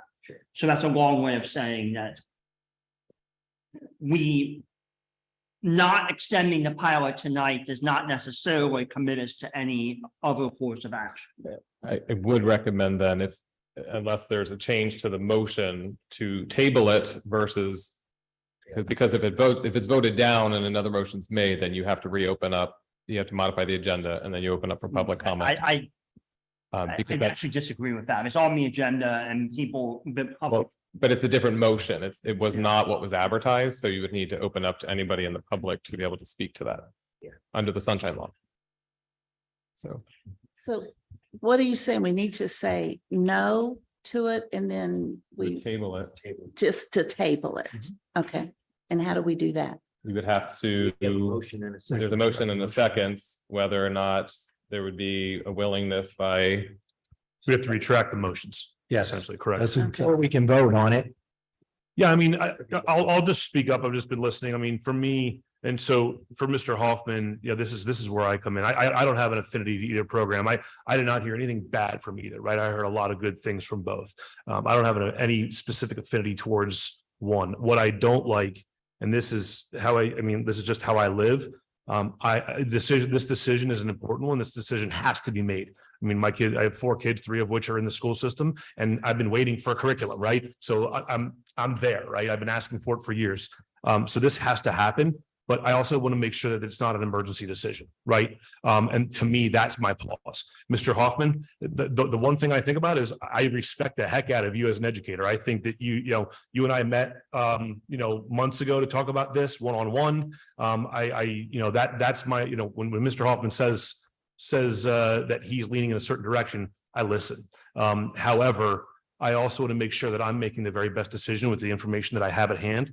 And since we haven't had anything in terms of curriculum, I feel that staff, teachers, anyone is going to accept anything with open arms because they need something, they want something, they're seeking something. And I want to be careful that we don't jump to a conclusion unnecessarily. So I don't want to push it out another year, that's for sure. But I do want to make sure that we're vetting things in the right way and looking at things. I mean, Mr. Romerski, correct me if I'm wrong, but just yesterday we went to another district that's using subs. 30 hours ago at this point, like that's, to me, that's just, okay, now let's vote on it. What I heard tonight, in all frankness, I mean, I was more impressed with the folks from Sabas. I think they answered questions better. I think that they were more aligned with what their plan of action is going to be. Again, is that going to make my decision for me? No, but it's certainly going to be a factor. So for me, that's what gives me pause, frankly. And I need to process it for more than just a few minutes during a 6-hour. We do have an education and programs policy personnel meeting next week. Yeah. So it could be tabled till then. So can we take a vote on this then? But we have to retract ours then, right? We table it. You can either vote it down or you can, whatever we want to do. I thought you asked not to vote it down. Well, no, I mean, if it's voted down, then we will move on with the agenda. If someone makes a new motion, it is something that was not on in terms of from a recommendation standpoint. So I don't think we're planning to make another motion. well, and as a point of order, Mr. Bomerski, I don't think that's correct. This is a subject that's on the agenda. The board is welcome to make additional, it's not a motion about something unrelated to an approved agenda item. But I mean, I think we might be dealing in hypotheticals. Yeah, and it's late. Can we just Yeah. choose not to make another motion and then we don't have to worry about that piece? That's the simple way. I think we table this motion. So I Mr. second. Maris I'm and willing- Mr. Wagner willing made to the table it. motions. So unless you're willing to amend your motion to consider tabling it, then a vote will happen. Oh, You made the first motion, so. so I'm willing to table it. So you would amend your motion to table. Yes. Agreed. Second. Second. Yep. Okay, any other discussion on tabling it? So just to be clear, what are we tabling at this point? The decision about whether to extend the. It was, Yes, 13B. 13B, Okay. pilot program. I would like to, as a friendly amendment, offer to table it to a date certain, which would be next Thursday's education programs meeting. I'm fine with that. Agreed. Second. That's what you're looking for. Any additional discussion? Okay. All in favor of tabling it to the next educational programs meeting? Do we have 5 hands? All opposed? That's 8 in favor and 1 opposed. Thank you. Okay, cruising right along. Motion to approve the first reading of board policies 105.1 and 105.2. So moved. Thank you, Mr. Keener. Second. Mr. Walkerman, go ahead. Go ahead. I didn't, who said it? Walkerman. Thank you, Mr. Walgemuth. Any discussion? No discussion, all in favor? Motion carries 9-0. Motion to approve first reading of board policy 108.1 as presented. Mr. President, I'd request a roll call vote. Okay. So we have a second. Thank you, Mr. Keno. Thank you, Mr. Walgemuth. Who's going to handle the roll call for us? We'll do 1 second. Okay. Discussion. Any discussion on policy 108.1?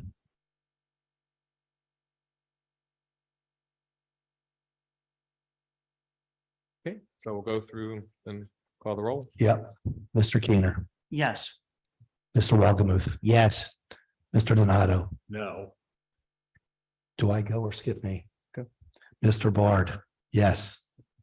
Mrs. Johnson, Yes.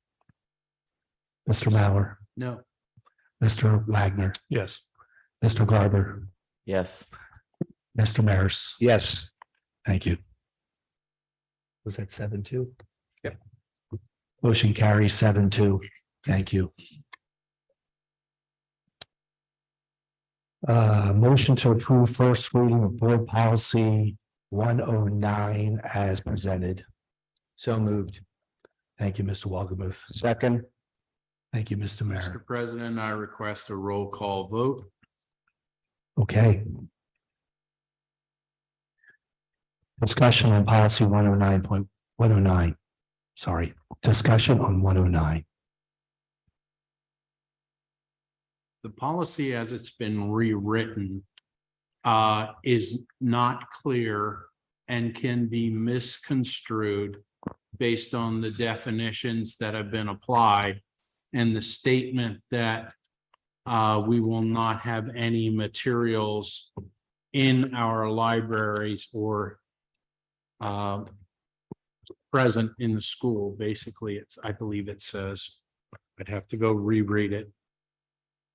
It can be misconstrued that by the definition of sexually explicit material, that it can be misconstrued then in the policy that because of the definition that can't exist, and therefore this board has the will to remove anything it so chooses. To add, because I'm going to vote no for this policy too. Initially, I was for these two policies, but reading back through them, I am all for keeping pornographic and sexual material out of school for that age, but I tend to agree that we can carry that, as Mr. Mauer said, too far. And I again, concur. initially, I proved him at the policy meeting that I was for it, but the more I read it, the more I do believe that we could be. I would just, Mr. Keener. with regard to Mr. Mauer and Mr. Donato's concern, I would remind all of us that the term sexually explicit material is defined in the policy. So anytime that phrase appears in the policy, principles of statutory construction compel us to go back to the definition. And the definition is the one that most of us were in agreement on April 20th. I concur, but we have two members of this board right now who are registered for reelection and another person who is in the audience running for election that have certified that they object to having any sexually explicit materials in the school library. You've gone on record with that. And this policy allows that to be misconstrued as you see fit. And that is not appropriate. And Mr. Keener, for your part, again, you threw that initially, I thought fine and great, but I also think we've got to go through the view of what the Supreme Court. I agree. There's a With it- potential with that. for risk of violating our students' First Amendment rights here. It has not been rewritten appropriately. I vote that, or I would recommend you table it as it is and leave the policy as it was previously written in that case. And I would even not go for that. I would just like a more clarified definition of what sexually explicit content and material means. That it fits more on the line of what the court rulings are for this. That's why I initially did think this would cover it, but I thought more about it, listening to things, and I believe we're opening it up too far. And we do give the parents a choice, and I am a parent in this district doing this. And a novel approach to me would be, maybe you should let the kids read the stuff and discuss it with them. That would be something. Part of the role is being a parent.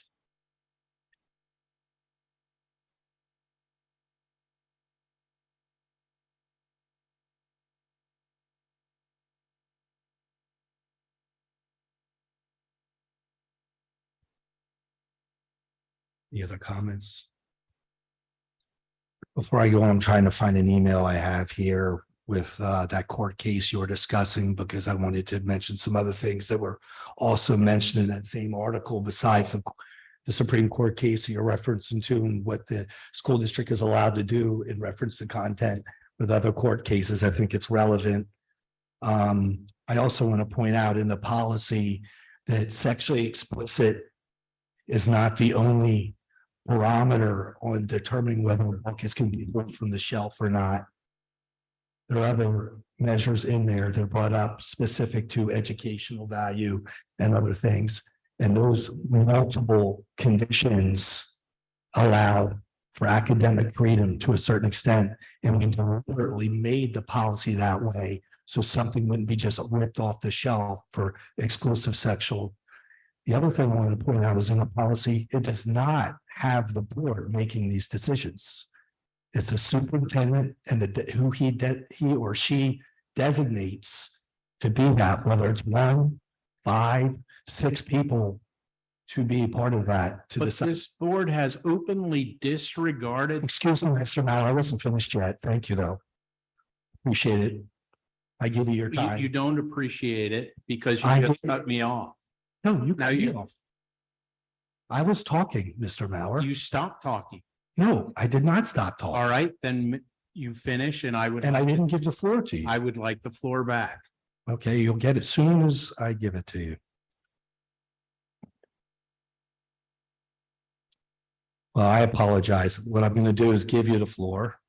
And I found the article. Thank you. It is clear in this policy, as it's been rewritten on page 2, under the definition. Again, of age appropriate materials. And it specifically states, again, sexually explicit content material is not appropriate for school age children, and this material will not be made available to students in our school. And then it goes on to talk about an exception.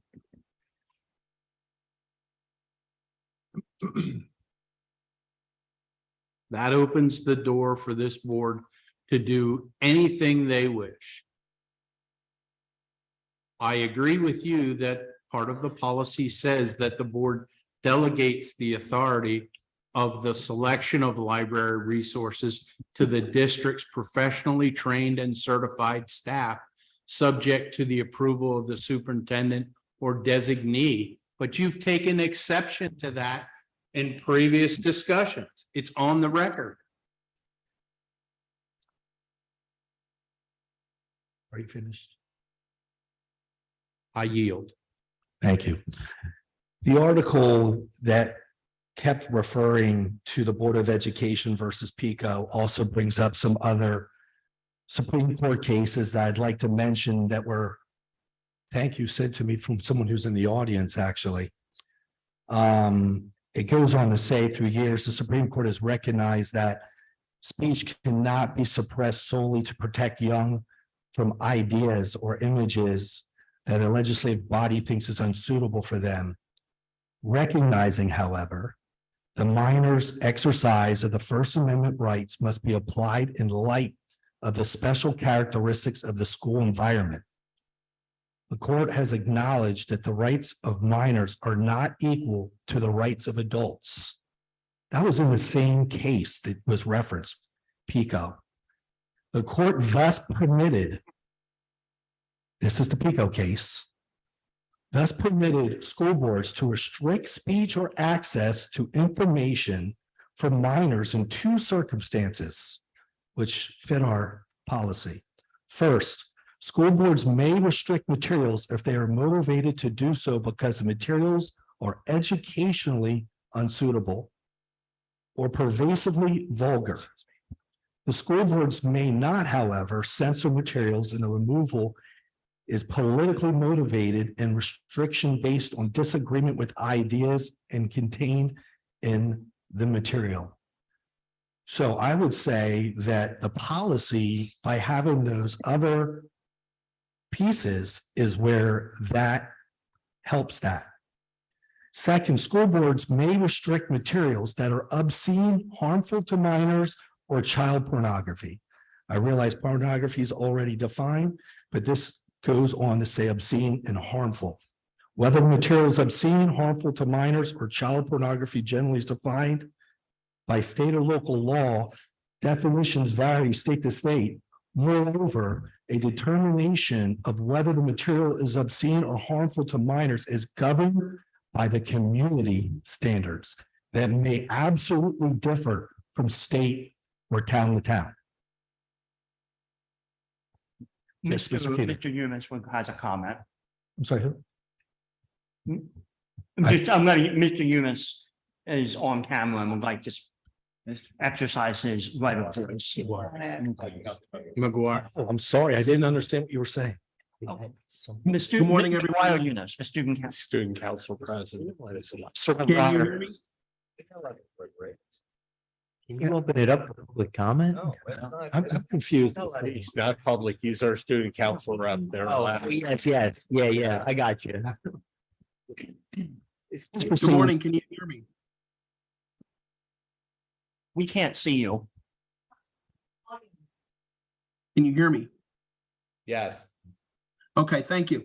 I would like to comment on the following. First, I wanted to thank the board for respecting the students' opinions. We know that you value it very much here at Student Council. I would like to bring up two things. First of all, I would like to know the board's definition on the words excessive interest and where the limit is for that. And secondly, what do you mean by acts of any kind? That's very broad.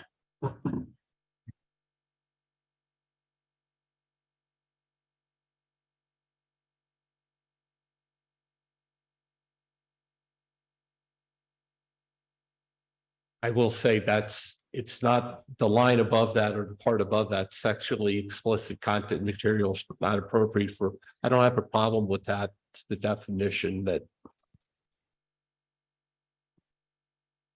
So my viewpoint is so when you look at this, this is the 30,000 foot view. And then there's going to be another document that's going to go after this, which is going to be under the superintendent's supervision. That's the way I look at it. So this is a 30,000 foot view, and then the superintendent will drill down a little further.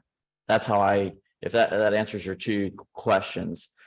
So we do not have it clearly defined, and I think it's hard to clearly define it in a policy like this, as far as looking at the 30,000 foot view and not getting in the weeds.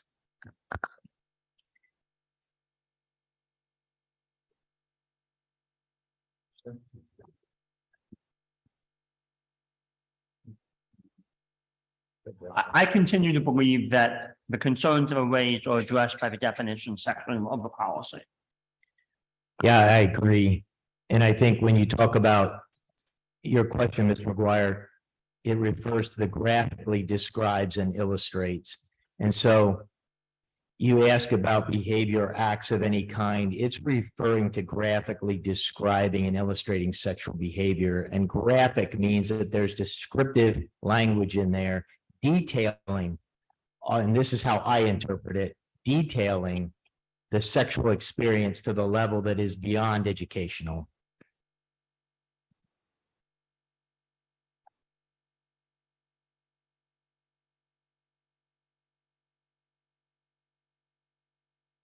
Mr. McGuire, do you have any, well, its first name is McGuire. Do you have any other comments? Do you feel? No, like I just wanted to hear the board's opinion on those words. I know Mr. Keener and I sat down and I know his opinion on it, but he couldn't speak on behalf of the other board members, understandably. Now, I just wanted to see what everyone else thought about it, and thank you for answering that. Okay. Any more discussion? We have a motion and we have a second.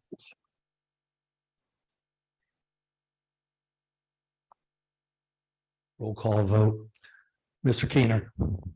Yes. Mr. Watermuth. Yes. No. Mr. Donato, no. Sorry. Mr. Bard, yes. Mrs. Johnson, Yes. Mr. Mauer, No. Mr. Wagner, Yes. Mr. Garber, Yes. Mr. Maris. Yes. Okay, motion carries 7-4 to.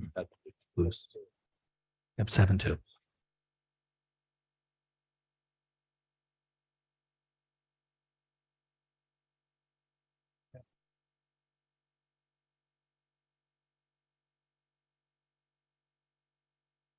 Motion to approve the first reading of board policies 801 and 823. So moved. Surprise, surprise, surprise. Second. Oh, go ahead. Thank you, Mr. Keener, and thank you, Mr. Mauer.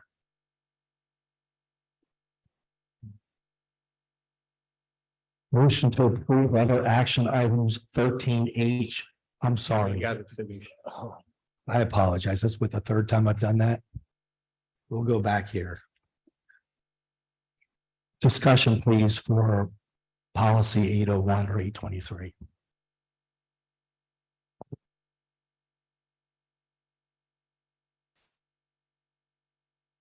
Okay. Yeah. All in favor? Motion carries 9-0. Okay, motion to approve other action items 13H through 13S as presented. So moved. Thank you, Mr. Donato. Second. Thank you, Mr. Morris. Any discussion?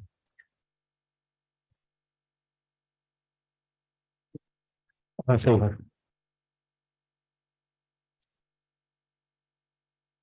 Motion carries 9-0. Bart, if I can just interject here before we end and get to an adjournment. We have one other individual. I wanted to do one early, and this one to me is how we should end the night, on a celebration, but also a loss for our district. Miss Galen has proudly served here at Hempfield for 30 years.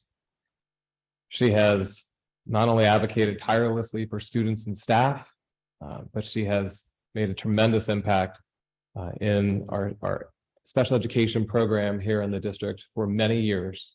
You've been a huge champion of bringing back our students to the district and creating phenomenal programs for our students to thrive and be successful beyond their time here at Hempfield. And that is a true credit to you and the staff that you've built over the years. And while it's going to be a huge loss for us, I know you're going to be doing great things at Penn Manor as their Director of Pupil Services, and not only overseeing special education, but all student services in general.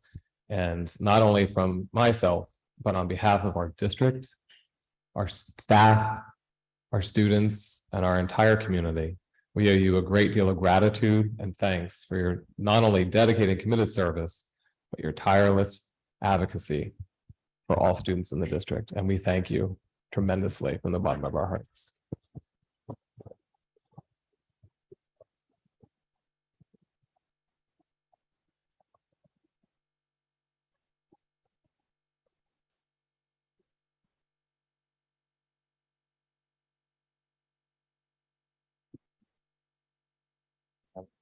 Before we adjourn, may I have the floor for a second? I would like to thank all of our teachers because it's Teacher Appreciation Week, if I'm not mistaken. So thank you very much to all of our educators and teaching professionals. We appreciate you. Thank you.